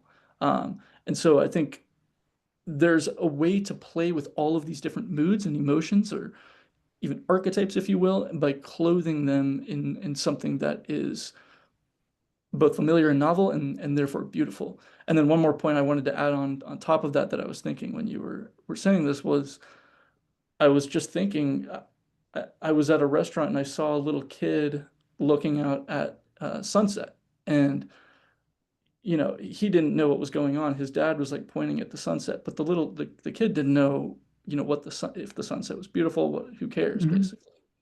And I was thinking, like, well, it takes a certain level of sophistication in your world model and your self model to be able to appreciate beauty at some level. And so there's something to that, I think, that is related to what you were talking about, like the geometry itself. It's like there needs to be a certain level of complexity, I think, to understand beauty in that way, to be able to understand the moods, the emotions that you're experiencing unconsciously as a result of whatever sensory experience that's occurring. And so I'm very grateful for this opportunity. I have two more things I desire to say, but one is about Christopher Alexander. And so after he wrote that book on the timeless way of building, he kind of rethought everything. He wrote like this 4-volume, The Nature of Order. And he came like 15 principles of life. And it was very much about that type of, maybe it was a geometry, but basically that type of relationship, these things. But so for example, the three most important is that, as an artist or an architect, whatever, you need to be creating strong centers. You need to be creating like clear boundaries, and you need to be creating like levels of scale. So those would be like the top 3 things, let's say. And these are things that are, these are wholeness, transforming, preserving transformations. So you have wholeness. How can you enrich it? Well, you have to preserve it, and then you have to transform it. And so that's like how it basically goes. So there's like 12 more, and basically like, there's 4 times, I've organized it as 4 times 3. It's basically Kant's 12 categories, you could say, and they basically mean this. So an example, I think like in order to have an artwork, there has to be a void, let's say, because you have to be able to, the void lets you look inside, right? If there's no void, you can't ever step into that world, right? So it's kind of like common sense, things like that, but they're very metaphysical. I don't know if you have any thoughts on all that, but it just sounded, yeah, it paralleled like kind of exactly like what my kind of point was throughout this was, yeah, I think what you just said is well put. And maybe this will be the concluding thing. And this gets to what I'm looking for. So I believe in these 3 minds. I'd like to give evidence for that because it's a very difficult thing to argue that they're there. But I'd like to say, well, there's a dynamic language for each of them. Like for the sensory mind, like how do issues come to matter? For the semantic mind, like how does meaning arise? And for this willful mind would be how do events happen? And so one important thing is tension. So like with the Christopher Alexander patterns, that seems very relevant because it's basically about like how do you optimize and relax when there's tension in the environment? There's tension in the environment. How do you kind of optimally respond, right, and fit in? Now, what the second mind, the semantic or the generative model mind does, I think, is it creates artificial tension. Because you could get yourself killed just with, regular tension, right? You want to be able to practice or learn or have these, like, that safe space for art, right? Like you want to have a safe space where you can, have disagreements, let's say, right? So there's this artificial tension we create, like the museum, let's say, right? So then you can do these outrageous things, quote unquote, right, in the museum, which you shouldn't do outside or whatever. So that's the second mind. And so what you have is you have a creation of tension and a relaxation of tension. Now, what the willful mind does is it has this pattern of, it keeps it going. It says, look, when you have a story, let's say a narrative, right? You have, you create tension, you relax tension. You create tension, you relax tension. You create tension, relax tension. So that's what keeps people interested in the story. Right. Now, it turns out there's not that many ways to, you get a target of the tension, you get a creator of the tension, and you get one who kind of relaxes it by siding with one or the other. The characters can change, but you have this metaphysical structure, basically, like X arrow Y, let's say, right? So what the gist is that you get this unfolding and then recollapsing of the victim, and they go through basically like Maslow's hierarchy of needs, let's say, or like these kind of Freudian stages or whatever. They collapse back in. But the content of the story is given by the creator of tension. And so, like, if I want you to take your jacket off, right, I can force you by being the sun and being so hot, you're forced to take it off. Or I could command you, take off your jacket. Or I could explain if you took your jacket off, you wouldn't feel so warm. Or I could care about you, usually with a question like saying, would you like to take your jacket off? So there's these 4 different levels of tension in the beginning of the story. And it's interesting that they're always constant through the beginning. And they're constant through the end, but different. And that's why you have content in a story. And that's why people can figure out what's happening. Like, so when you have the hero story, right? A hero story, or like these are like sacraments. So it'd be like a confirmation story, a rites of passage for a youth story. It starts with caring and it ends with commanding. Okay, so that's the pattern. So I think those would be all the hero stories. So these narratives, you get 8 narratives. These narratives would be, I think these maybe Jungian things I'm thinking, right? So the trickster, I think, would be like, if you start with commanding, there's 2 options. It could either end with explaining or end with caring. So if it ends with explaining, it's like a baptism story or a Cinderella story or like marking of the good, like, oh, in the beginning she's bossed around, etc. But then they say, oh, the shoe fits, oh, she's going to be a princess. Like there's all this explaining. But the other alternative is the transgression story, like a confession story, where like it starts with commanding, but then it ends with caring. So like maybe the boy, the witch, wants this daughter to bake him, but he tricks her, and he bakes the daughter, and then he gets the mother to eat the daughter, something like that. And then it ends with caring, that type of story. So you get these 8 stories, like a rescue story, a communion story, a calling story, a creation story, like a marriage story. The only story that involves force is like forcing and then caring. That would be a marriage story. So like marriage, people are forced to be together, and then they end up, adapting and caring to be together. So what's my point and why I say this is that there's a narrative theory, that this can be done, but it can explain what those Jungian things maybe are in a metaphysical way with data, etc. That's not necessary, it gives a sense of data. And furthermore, what I think these are really doing, when you pair up those 2 minds, the way I think it happens is that you have these, what I call divisions of everything. You have this alphabet, a metaphysical alphabet. So things like free will versus fate, or like a learning cycle of taking a stand, following through, reflecting, or like 4 levels of knowledge, whether, what, how, why. Those are the ways. There's an 8 cycle, I think, of these like types of frameworks, but what they're doing, there's these attractors, so to speak. You can introspect these attractors. You can look at culture as they look like free will versus fate. For existence, you need 2 points of view. You need to be able to say, maybe this cup, maybe it's there, maybe it's not. But if it is, it is. If it isn't, it isn't. You have your question, you have your answer. So you need 2 points of view of existence. So existence isn't most primitive or basic because it requires 2 points of view. So I think that one of these stories is going to basically correlate with like it's an existence story. And another one will be a participation story and a knowledge story and a decision-making and morality and logic. You see, I think, I don't have the evidence for that though. But see, that would then be a very metaphysical way to ground like how these 2 minds are aligned by some very minimal parameters, saying like, I'm going to take the drug or not. Are you going to take the drug or not, right? It's going to depend on how your mind's going to align, right? Are you going to learn this or not, right? So you have these metaphysical attitudes, parameters for that. And I think that those stories, contents, I'm hypothesizing that they could be related to that. Yeah, there's a lot there to unpack, but I think one of the things that popped into my mind as you were saying that was this like tension reduction of going through this. Hmm. I think that this is happening as part of this like this fluency process, this optimization process where the individual is constantly being injected with this novelty and then resolving it to familiarity. And I think this is happening like Yeah. I think it's scale invariant as well, right? Like it can happen at these low level perceptual levels, but also at this higher semantic level, this abstract level. And so like that's kind of like the point of a story is you kind of get these different scales of resolutions that are happening constantly.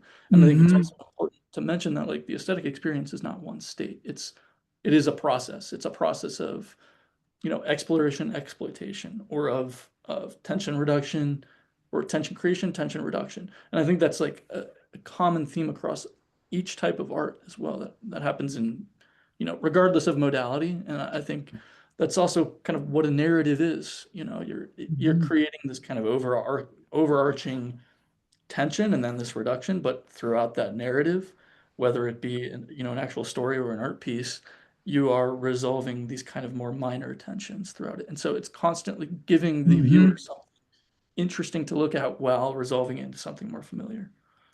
And that's just to conclude, but like if you just ask like what does it take for a story or a piece of art to maintain attention, like it's just a physical requirement, right? Like because if they don't have, it doesn't have that, it's not going to happen. So it's unavoidable. It just seems.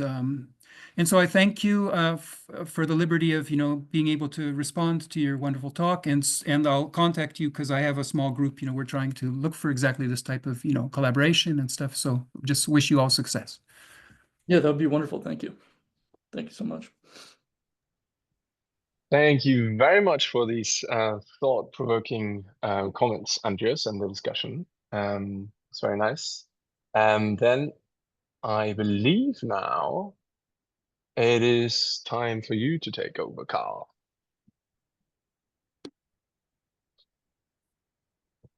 Thank you. You don't have any questions. I do have some for the sake of time. Maybe just one comment. Indulge thanks. yourself. Okay. I thought just for the sake of time, I'd keep quiet. But just a No, a small... you're in charge. You should take the opportunity to indulge yourself. Okay, sounds good. Yeah, thanks again, Jake, for the presentation. Very, very interesting and thought-provoking. And I guess a lot of things have been touched on. Maybe just one thing that I thought was quite thought-provoking and interesting is sort of like this, almost like metaphorical way of thinking about art in the way that it engages us by creating prediction errors through surprise, ambiguity, novelty, and that this kind of means that it must, to some degree, also update our priors, which then in turn means that it sort of evolves archetypes as expressed through art over time. And I'm just wondering, what that implies or means, because I almost feel like if art is that, which is obviously debatable, but like if art involves this kind of prediction error, and that's what makes it art, or this balance of novelty and familiarity, but some prediction error, then I feel like almost the rate of consuming art is correlated with the speed at which archetypes expressed through art might evolve. And I was just thinking, I like, especially in the age of the internet, where we're being force-fed like a feed of what many might consider art, on Instagram, which I think would be fair to consider from some form of art. That this is almost like an engine speeding up the archetype development, and also like interestingly thinking about maybe in the time that we're currently in now, what sort of archetypes are being bred that later on people refer back to. But this is just something that came to my mind, and was just that I thought was very, very thought-provoking, and not sure whether you have any thoughts on this. Yeah, no, that's a great thought. And honestly, within this presentation, I couldn't really include everything that I wanted to include, like that I'm writing about in the paper, and that is actually one of those things. So I touch on that kind of in the discussion later on. That obviously we live in, this hyper novel society that is, much more pluralistic. It involves many cultures, partly because of the internet. And so, yeah, like you mentioned, like thinking about like internet memes, right? Like the internet meme is different than the Dawkinsian meme, but it's something that I think applies to this. But I think I'm not sure if it's actually, like you mentioned, like increasing the rate of this archetypal transmission, if you will. I think the way that people are consuming art in this way is actually detached from the cultural, foundations that it was intended for, that I'm talking about. And so partly what it's doing is it's kind of mutating without integrating, I think. And I think that's an open question for, is this good for people? Is it good for people to constantly consume this kind of more quote unquote superficial art? Not saying that all of it is superficial, but the way in which I mean that is, and because I talked about these more, indigenous cultures, is because the function of art in those cultures, according to anthropologists, is, it was embedded in myth. It was embedded in their culture. It was something that actually was functional in that way. And the way in which we consume it now is like consumers of any other product, in a way that's actually detached from these more foundational, ontological, aspects of our reality. And so I don't know. That's an open question. Like that's something I think that's like you said, thought provoking, and it's something I can't really answer. But I guess that's more of like a philosophical consideration of what this implies. Yeah. Yeah, no, really good point and really interesting. And I guess, yeah, it's very important to see sort of also at what level the novelty happens, whether it's superficial, and also whether maybe, there's almost a reactant force, that maybe through all the rate at which new things are being consumed and new art or whatever you want to call it, that maybe it almost reinforces old and more entrenched archetypal sort of images and forms, which I think might also be a result of this. And just maybe in a slightly different direction, which I also thought was interesting on your future directions, to what degree sort of the predictive error inducing art or prediction error inducing art can sort of support, I think, cognitive flexibility, sort of along the lines of that you mentioned. And I think that's very interesting also, just considering, I mean, you have a psychiatry background. I don't, but like, especially as people get older, like cognitive flexibility is one specific thing, I mean, among many others, that actually is greatly reduced. And I'm also just thinking, the therapeutic potential, obviously with psychedelics, but even just, art in itself that requires you to fight a bit of a prediction error and exposes you to this novelty, and asks you to integrate that into your world image. In what way that could almost be used in an ever aging population, as a therapeutic nudge. Just a thought. Yeah. I think art therapy kind of gets tossed to the side a little bit, in terms of the actual clinical therapeutic space. But I think I think it should be lended a little bit more validity. I mean, I think there's something to it, and I think we have evidence for that in just in human history. And I think maybe the way that we should frame it is, instead of being this kind of subjective art making process, it's something that's actually embedded in something that's more communal. I think that was something that was actually like essential to the art making process, historically, evolutionarily speaking. And I think, for that reason, I think actually engaging with art isn't really about like this passive consuming of it, but it's more about taking part in its creation.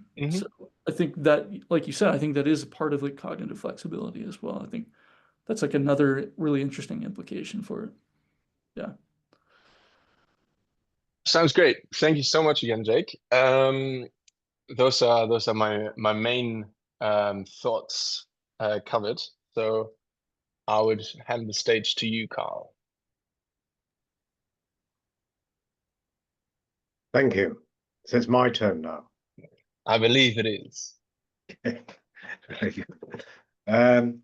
Right. So it is clear that there's not much that I can contribute to your clear encyclopedic understanding of the issues and the all the historical and philosophical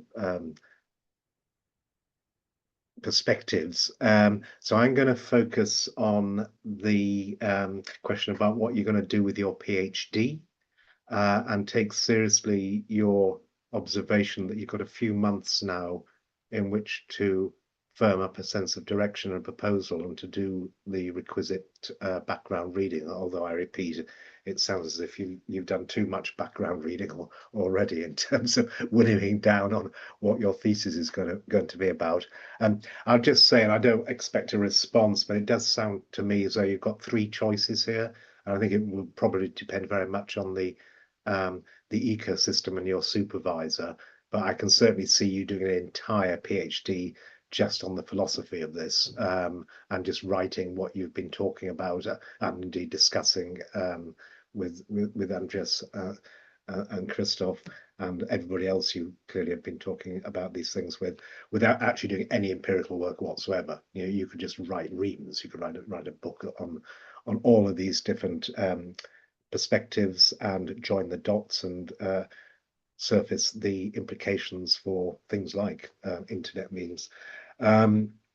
Or you could take the computational avenue and explore some of your ideas, and you could say, okay, what now if I just commit to working in silico, can I now reproduce the kind of phenomena that I was interested in, which rests heavily upon this notion of memology and cultural niche construction and scaffolding and the like, and can I reproduce these things in silico and demonstrate a proof of principle that art and its appreciation emerge from the kind of principles and principles of self-organization, or a more fundamental kind of fundamental formulation of self-organization, and within that explore and demonstrate using simulations some of your fundamental points that to be creative and to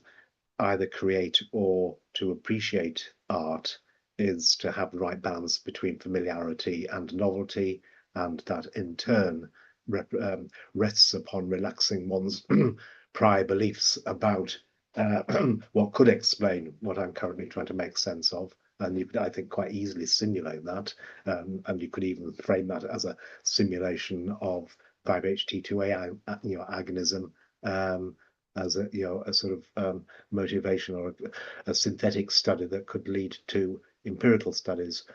Or finally, the third route would be to commit to an empirical PhD, where you do fMRI or EEG studies of altered states of perception and in particular art appreciation that you could alter using psilocybin, or indeed different kinds of art that have different kinds of epistemic affordances, and then use, for example, measures of complexity, metastability, or entropy based upon the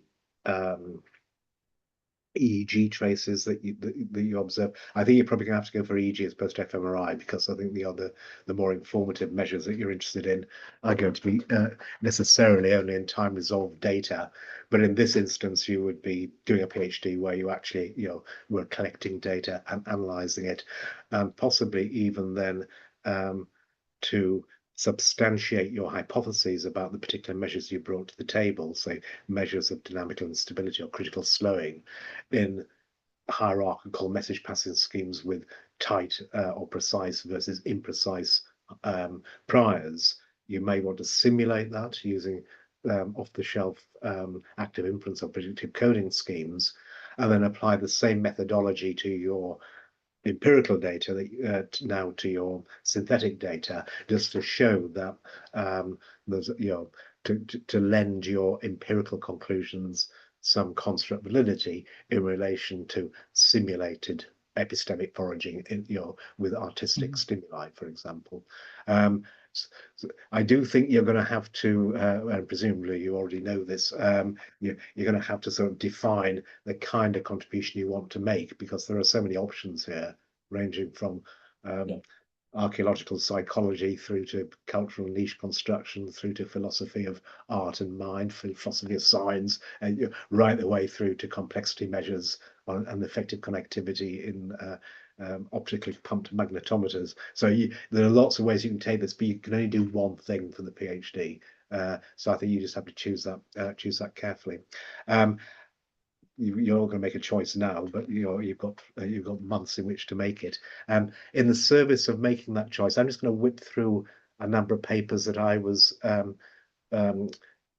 finding while you were talking, that just spoke to some of your points.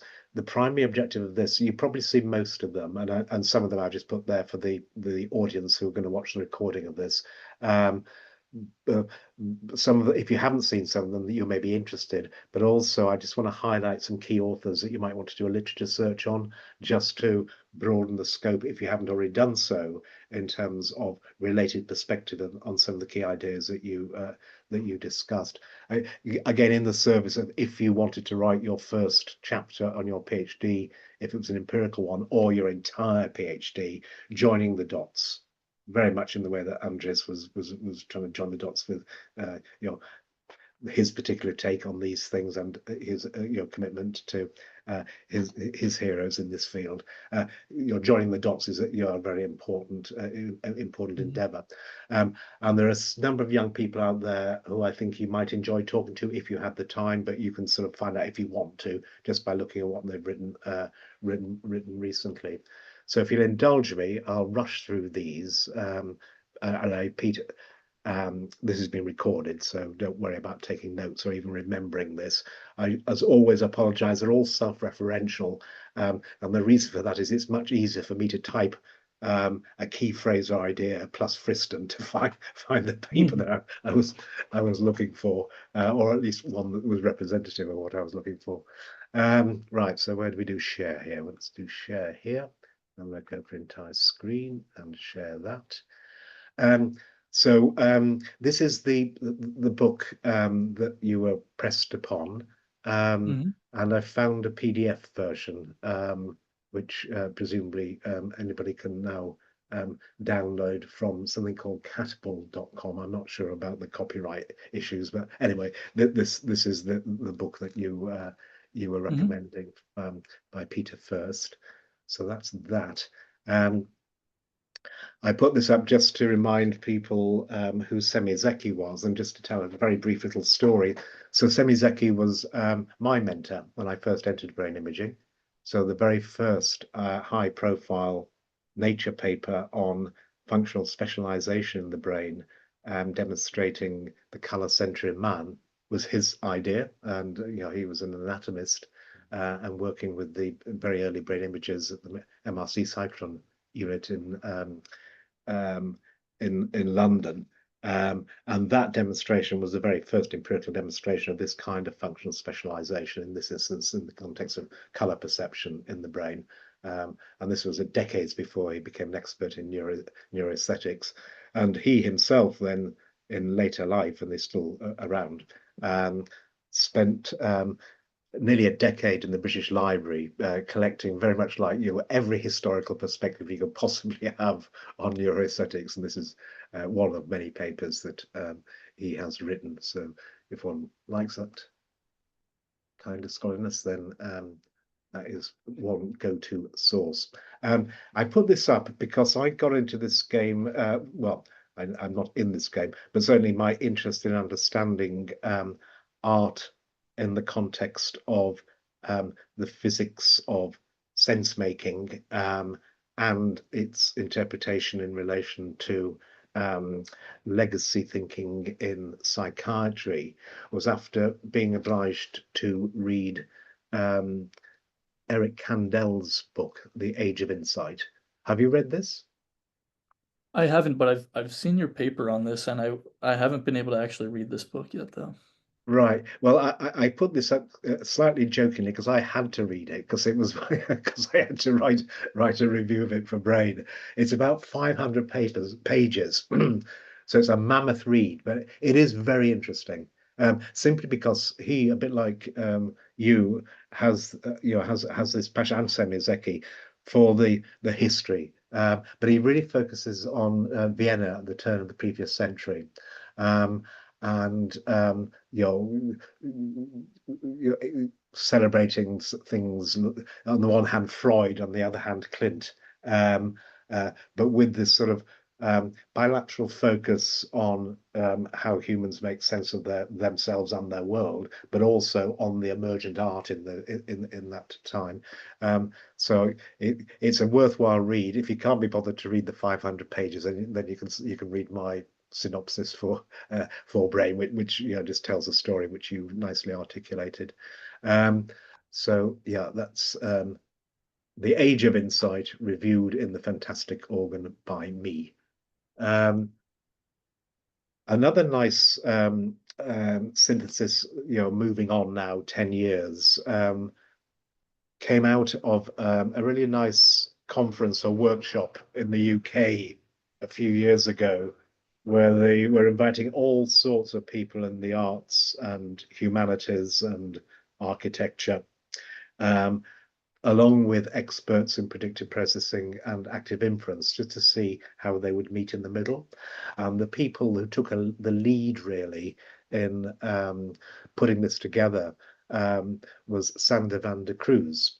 And he wrote this summary along with the co-organizer, Jacopo, in Philosophical Transactions B, which, if you haven't seen it, might be worthwhile, not necessarily for the summary, but just for the references and the people who were engaged and have a stakeholding in this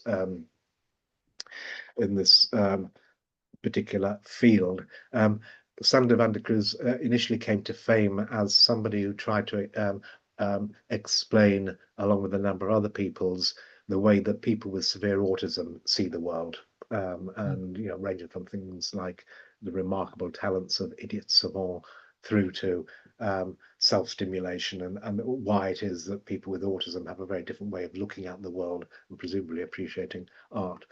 He also had a friend called Eric Reifelt, which I'll come back to later, but just to flag that there, this here, and in particular this gentleman as an author that you might want to chase up. Oh, that's not quite what I wanted at this stage. I want the Eric. I hope I can find him. Perhaps I can't. Okay, no, let's just pursue this stream of consciousness. I put this paper up earlier on, just when thinking about creativity and the kind of creativity that extracts the archetypes or the Platonic forms by finding the simplest explanation for something that's going on. It does speak to something which actually came up in conversation, that you are actually updating your model of the world, and that the responding to epistemic affordances in terms of just resolving uncertainty about what you're looking at or what you are doing also generalizes to resolving uncertainty about the very model of your world. And you get into the world of structure learning as basically searching for different explanations of the world. And this is a paper that introduced structure learning via a simulation. And I imagine it may well be the kind of simulation that you might want to use to test the hypothesis that you get a different kind of sense making and appreciation, possibly a more creative one or a more expansive one, when you relax your priors, not just on the parameters of a generative model, at the highest level, but the very structure, the very number of different hypotheses you can bring to the table. So this paper serves a dual purpose of just reinforcing this notion that art and creativity do speak to the search for simpler explanations, more Platonic explanations for our lived world, or a sensed world at least, on the one hand, but also it just demonstrates, and the code is open source and freely available should you want to use it, the basis if you wanted to simulate this kind of thing. And in so simulating, also pick out the simulated EEG responses that accompany this kind of belief updating. I can't remember, and I can't see either. I think this paper actually does. It's very irritating. Well, this paper does, if I remember correctly, also simulate EEG responses before and after you've made sense of what's going on, I think. But I can't demonstrate that because I haven't got access to the actual paper. But this might be a useful approach if you want to do the empirical or purely the computational kind of PhD. So that was that. Good, that and that.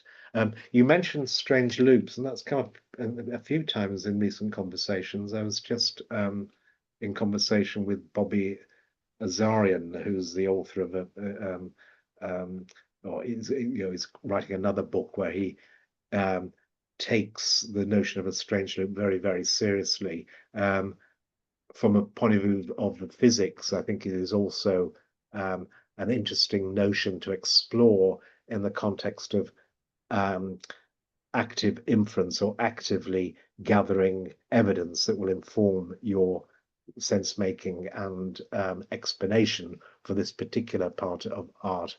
Something that had been foregrounded for me by an anonymous author, highlighting the difference between sort of Kantian and Helmholtzian notions of perception. And what I didn't realize was that Helmholtz was very much already thinking about active perception and the distinction between seeing something and looking at something.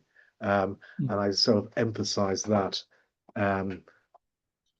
because the strange loop for me is just in the action, and what this sort of physics-based paper or take on the free energy principle, the path-integral formulation of the free energy principle, highlights is the distinction between things that do not and do include their own action as part of the causes of their sensations. So where do I look next? Now becomes, before I've actually looked there, a random variable, and therefore something that I can infer. And that basically means that I have beliefs about my actions that actually entrain or enslave my actions, that cause changes in the sensory evidence for my beliefs about my actions. So there's a relatively simple circular causality here that is specific not to strange loops or circular causality everywhere, but very specific to action that demarcates, say, a virus from me when looking at it. You're actively scene constructing by looking at or listening to a piece of art. So that's one take on the strange loop, and indeed the whole paper rests upon that in terms of delineating or characterizing different natural kinds into sort of autonomous things and ultimately these strange things that have this particular inactive kind of strange loop. That's that one. You mentioned it in passing, but it would, I think, be I think people will expect you to cover not just visual art, but also music. Certainly a lot of my colleagues in this area, again, I'm not an expert in this, but people like Stefan Koch and Peter Wurst in particular are experts in this.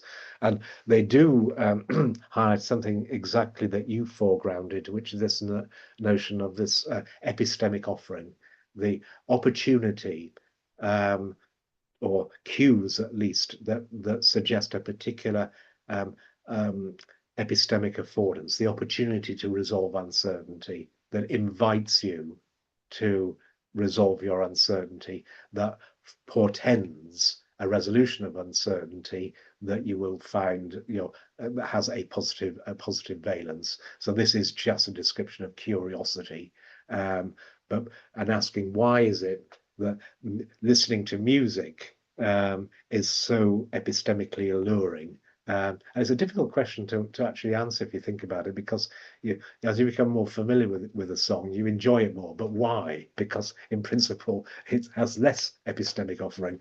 And so you have to sort of think quite carefully of why does music offer this kind of epistemic affordance. But the real reason I'm putting this up is that it just brings in something which, again, you mentioned and came up in discussion, but I think you're going to be obliged to foreground at some point, which is the role of embodiment and interoception in our appreciation. You talked about the subcortical regions encoding this kind of these kinds of priors. Once one puts embodiment in, then you can start to make a bit more sense of why certain kinds of music have this epistemic allure. And I thought that might be an interesting way of putting action into the active inference, or the active art perception, as it were. I repeat, Peter Wurst is probably one of the key people in this field. Although the other gentleman, Stefan Kolsch, may be relevant for you,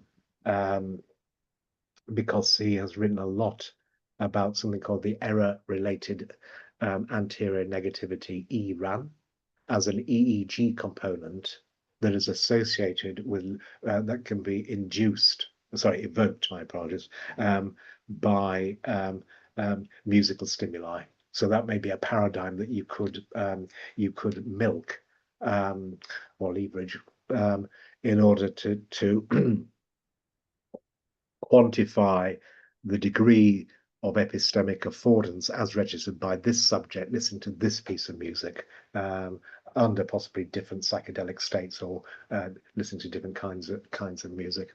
I've put this up here just as a nod to the work of Axel Constant, specifically in his formulations of the niche construction, the cultural niche construction, which scaffolds your transmogrification of memes into archetypes. There are lots of different takes on this.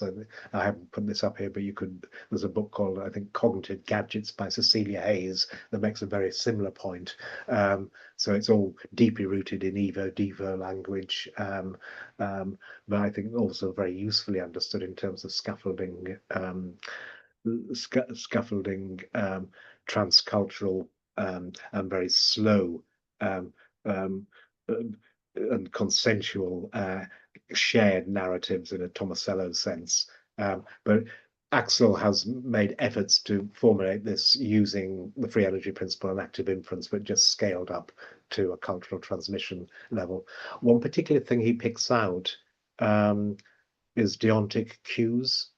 So there's a literature on deontic cues that are the things that emerge from this kind of cultural niche construction, which I suspect are very closely related to semiotics of the Peirce kind, which you might also nod to. Again, this is in the service of joining the dots, just a mention that there is this way of formulating it that also has its own pedigree and its own literature. So I thought his work might be of interest. In this particular example, he's talking about regimes of expectations and social norms and the like. And I believe he also, was a co-author on this, where these kinds of arguments were now brought to the table, again, the context of social norms and morality, as an explanation for certain narratives that seemed to me to be the thing that was being scaffolded by the archetypes in the way that you were portraying these things. So the work of Axel Constant might be useful, and I would also recommend you just look at the work of Lawrence Kiermaier. Do you know these people? They're largely based in Toronto, and do some very interesting work with a special interest in actual computational psychiatry and ethology, and most of them have a special interest in sort of Indigenous Canadian cultural transmission and both the psychiatric but also the sort of social neuroscience aspects of this. So I think that may well be, you know, again, if you do a Google Scholar search and see if there's any particular papers that take your fancy, that might be a useful avenue of inquiry. And I mentioned him, Lawrence particularly, so we've done that one, because he was the senior author of this paper, first authored by Michael Lifshitz, on rituals and cultural neurophenomenology of psychedelic thought. So it's got everything that you like in the title here. So yeah, if you haven't read this literature that seems to be at least overseen by Lawrence, then it may well be a good idea. The young man that I know, I mean, I know Lawrence and I've co-authored with him, but the young man who's currently focusing on this in his PhD is a gentleman called Jonas Mago, and he hopefully is the no, what's this one called? My apologies. What I wanted to do is to find. I'm not going to be able to find it, am I? Oh, here it is. Yeah, Jonas Mago, and fortuitously, he was also on a paper looking at narratives and generative models from the point of view of generative passages and neurophenomenology by Maxwell Ramstead, who's a co-author on a lot of this work.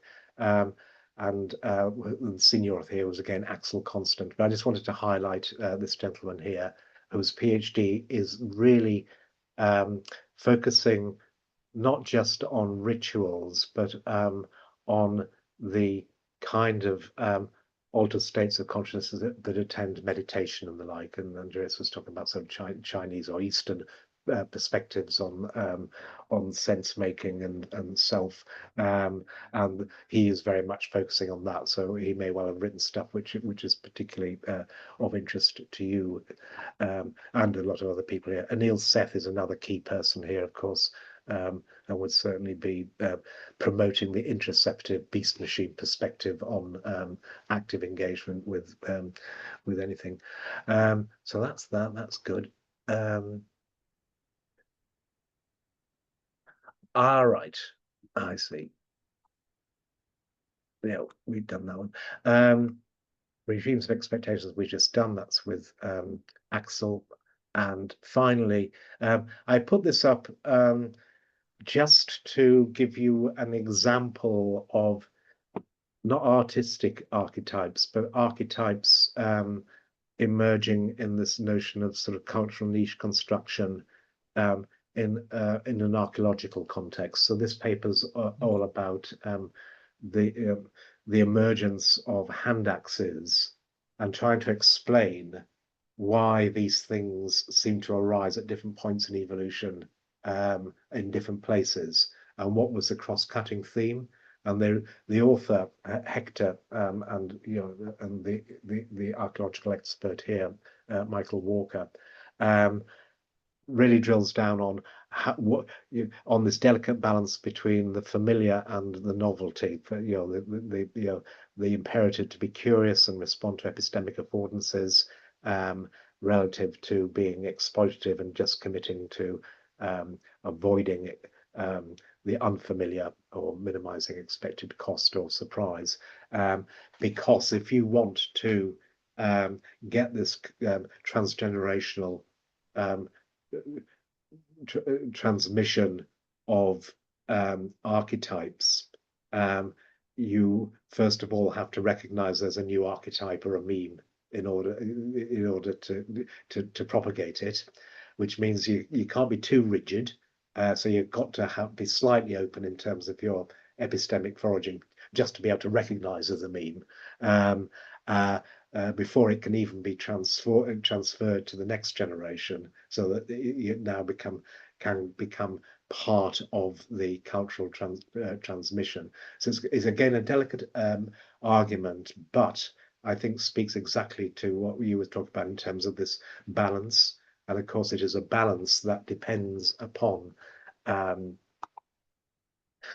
the precision afforded to your deeply held convictions, your archetypal explanations relative to the sensory evidence at hand.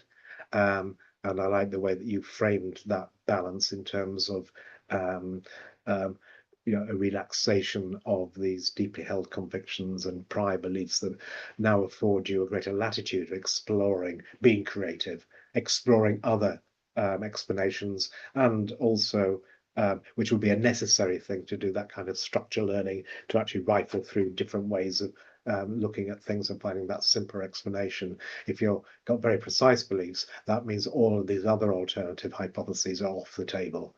So it's really important to suppress the priors invested in your prior beliefs in order to do this kind of exploration.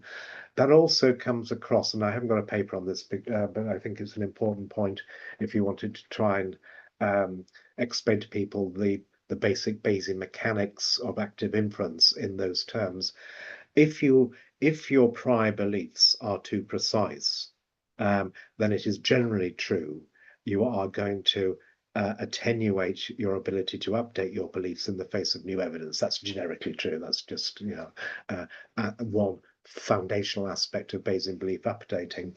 And you can unpack that in terms of the rate of evidence accumulation being proportional to the Kalman gain, the Kalman gain being literally the ratio of your prior versus sensory precisions. And I'm sure you've taken that analogy in computational psychiatry and the like. But it also the same kind of phenomena plays out specifically in the inactive aspect of being looking as opposed to seeing. Because to look means that I've had to commit to a particular policy, plan, or intention after evaluating its expected free energy. And the expected free energy is basically going to weight the expected information gain, the epistemic affordance, against the instrumental affordance or the expected preference. Now, if I have too much precision about the familiar outcomes something like me is expected to work towards or to encounter in the future, then the expected cost or the expected utility or the expectation of your lock preferences will outweigh and supervene over the epistemic part. So it's all relative. So I got too precise. If my prior preferences are too precise, or I think that I am the kind of thing that prefers this kind of thing, then it is inevitable that you will relatively suppress the epistemic affordance, the curiosity that underwrites possibly creativity. So I think at many levels that notion of getting the balance between novelty seeking or curiosity or expected information gain and goal seeking, exploitative kind of behavior that you would get by just trying to fulfill prior preferences, I think is quite fundamental to your argument.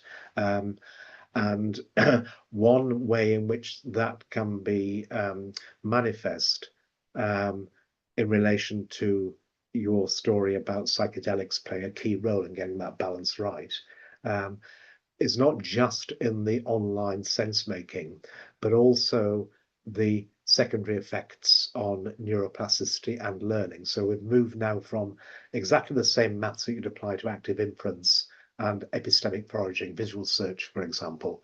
So where do I look in this painting? Where do I look next to, in terms of saccadic searches? Where do I look next in order to resolve as much uncertainty I can about what the artist intended me to see? And exactly the same maths, which would be here framed in terms of the expected information gain or the epistemic affordance being salience. So you'd frame this in terms of salience maps that guide saccadic eye movements and visual palpation of a visual scene or a piece of visual art.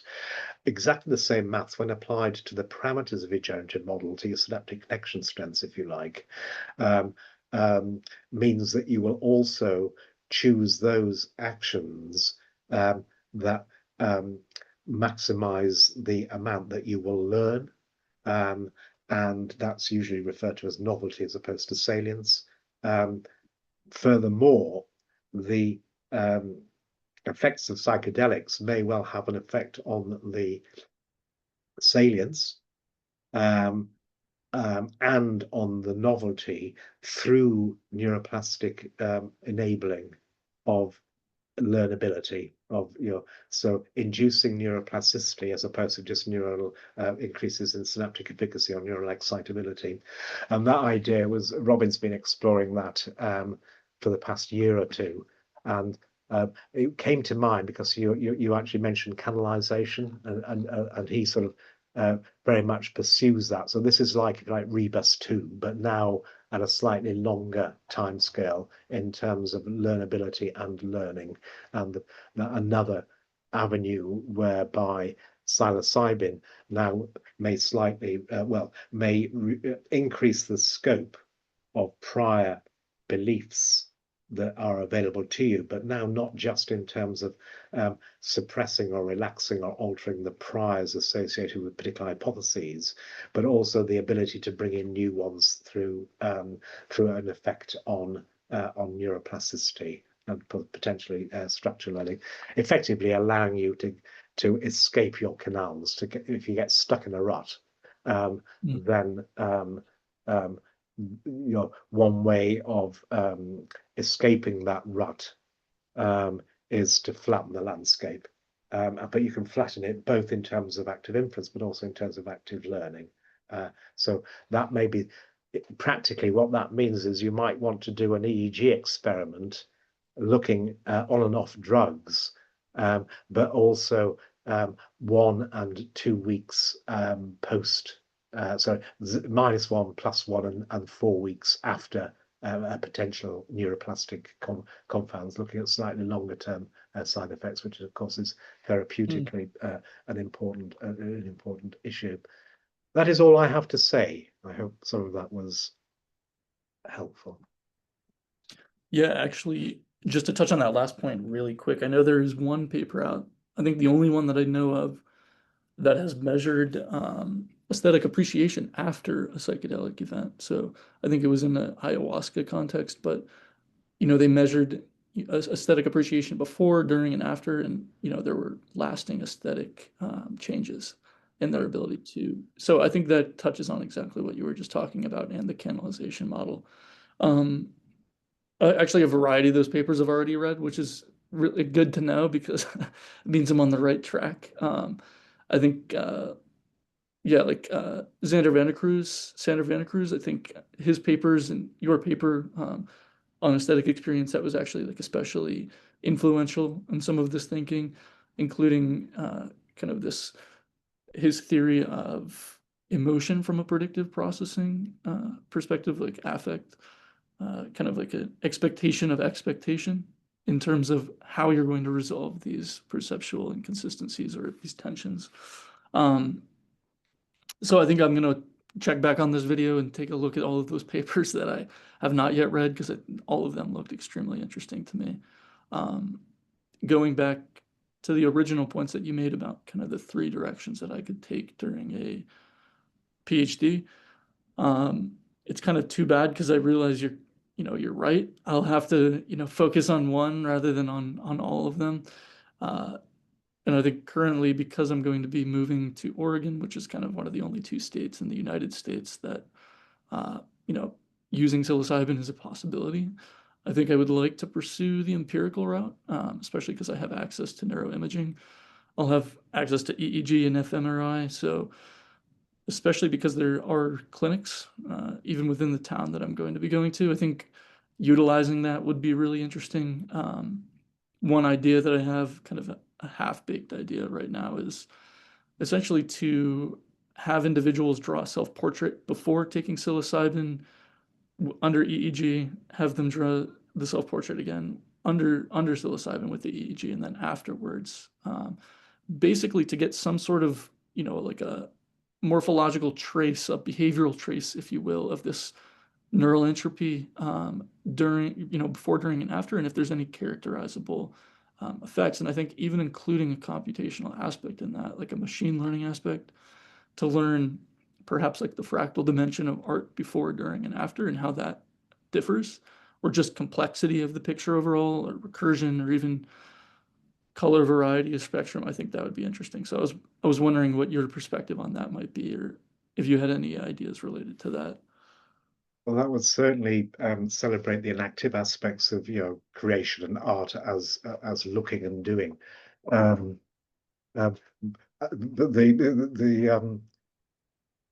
the empiricist in me says, do not do an EEG study while people are drawing, because of the movement artifacts and the fact you haven't got anything to time lock to when it comes to, you're going to be wanting to analyze your data, not just in terms of the induced responses and the various complexity metrics you could bring to the table.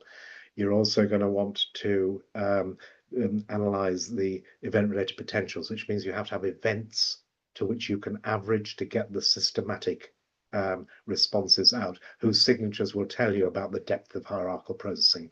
Very simple examples of this would be, for example, a P300 tells you that there's been some sort of novelty response.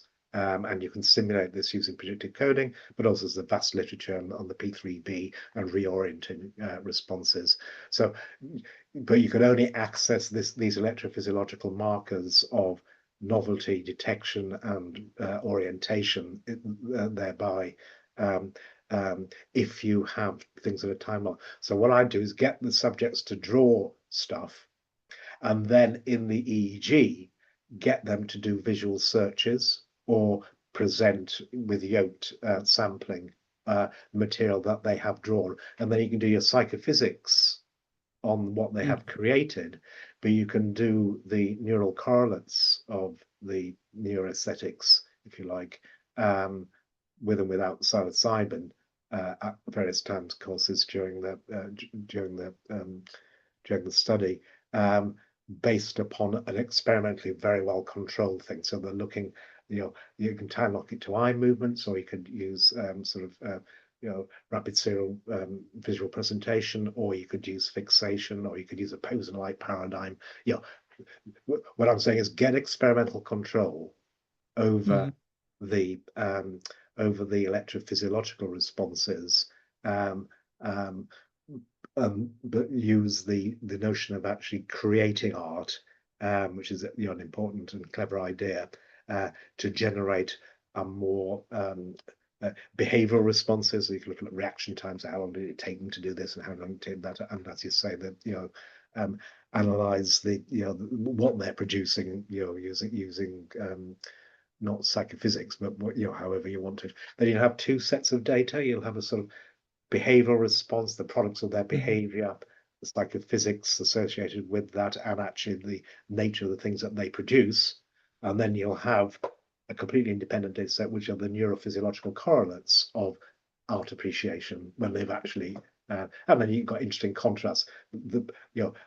A portrait that they drew versus a portrait that somebody else did, portraits of themselves or other people. You've got nice factorial design, familiar versus not familiar, caricatured versus not caricatured, and you can put your generative AI in. They use diffusion models to create caricatures, and there are all sorts of interesting ways you can now manipulate the stimuli. But I repeat, try to minimize the actual movement during the actual EEG thing, because that's just a current difficulty with imaging neuroscience, unless you can get access to optically pumped magnetometers. But even then, which you probably won't have in a gentle state like Oregon, and even if you did, that wouldn't help, because you just don't know. You don't know the events that are causing. You need to get experimental control over the events, and even with induced responses, you need to be able to identify certain time periods when there's ongoing activity of exactly the same kind. So you still need to get experimental control over that. But that sort of presupposes you're doing an EEG study with psilocybin. I think the answer, you've answered your own question. You can have a holiday now. You don't have to worry about what you're going to do. Right. Yeah. I mean, it even, to me, it's interesting because it goes back to Samir Zeki, you know, in parallelism. It's one of the things I found really interesting about some recent psychedelic work with, I don't know if you're familiar with Christopher Timmerman, with he does EEG work with DMT. Essentially, they find, you know, a trace of neural activity when looking at kind of the spectral data. During a psychedelic state, it actually becomes more fractal. Like the 1/f nature of that spectral data becomes more fractal. And I'm wondering if that can actually be reflected in, you know, the behavioral output, the spatial fractal output of their drawings, for example. So that's kind of what inspired that idea to me, just because it's an interesting, I mean, it's literally a parallel, Yeah. which is kind of like I'm translating across space and time, but yeah.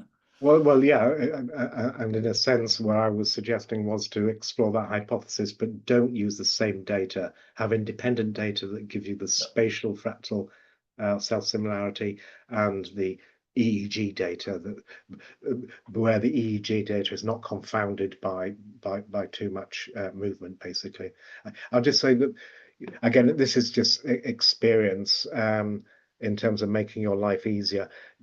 Don't forget that just saccadic eye movements are probably the most expressive and important ways of drawing your own sensorium. You don't actually have to have people sort of drawing stuff. Just looking at stuff is one way of creating your own sensorium, and you know that's nice because you can actually use eye monitoring. And you can now time not to saccades when you start to analyze EEG, or you can sort of say, I want to look at induced responses during active visual palpation of this part of the scene versus that part of the scene. You know, it just gives you a bit more experimental control because you can observe and characterize eye movements in terms of their onsets, and because they have that characteristic. If you do sort of motor tracking or drawing experiments, it's very difficult to identify a period of time that you can time lock things to. Yeah, that's great insight. I think that's a great way to approach it, because I believe the lab has eye tracking technology as well, so I should be able to use that. So essentially the paradigm would be have them draw, then have them view with eye tracking under EEG, then have them dose, draw, and then separate EEG while viewing that drawing afterwards. Yes. Yep. And then a month later. I'll have to think about it more, but I think it's an interesting idea. Yeah. Yeah. I mean, I think you pretty much covered everything with those papers, so I have a lot more to look into, but yeah, it's very exciting. Thank you. Perfect. I think there's some exciting work ahead then for you, Jake.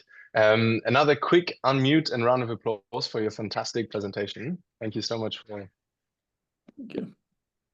joining us today. Thank you so much also, Andreas, to you for the insightful discussion, and obviously to you, Carl, for your words afterwards. Yeah, thank you so much for joining everyone today. I wish you a lovely summery afternoon, or depending on the time zone, morning, and hope to see you very soon. Thank you. Thank you all very much. You have a good one. Bye.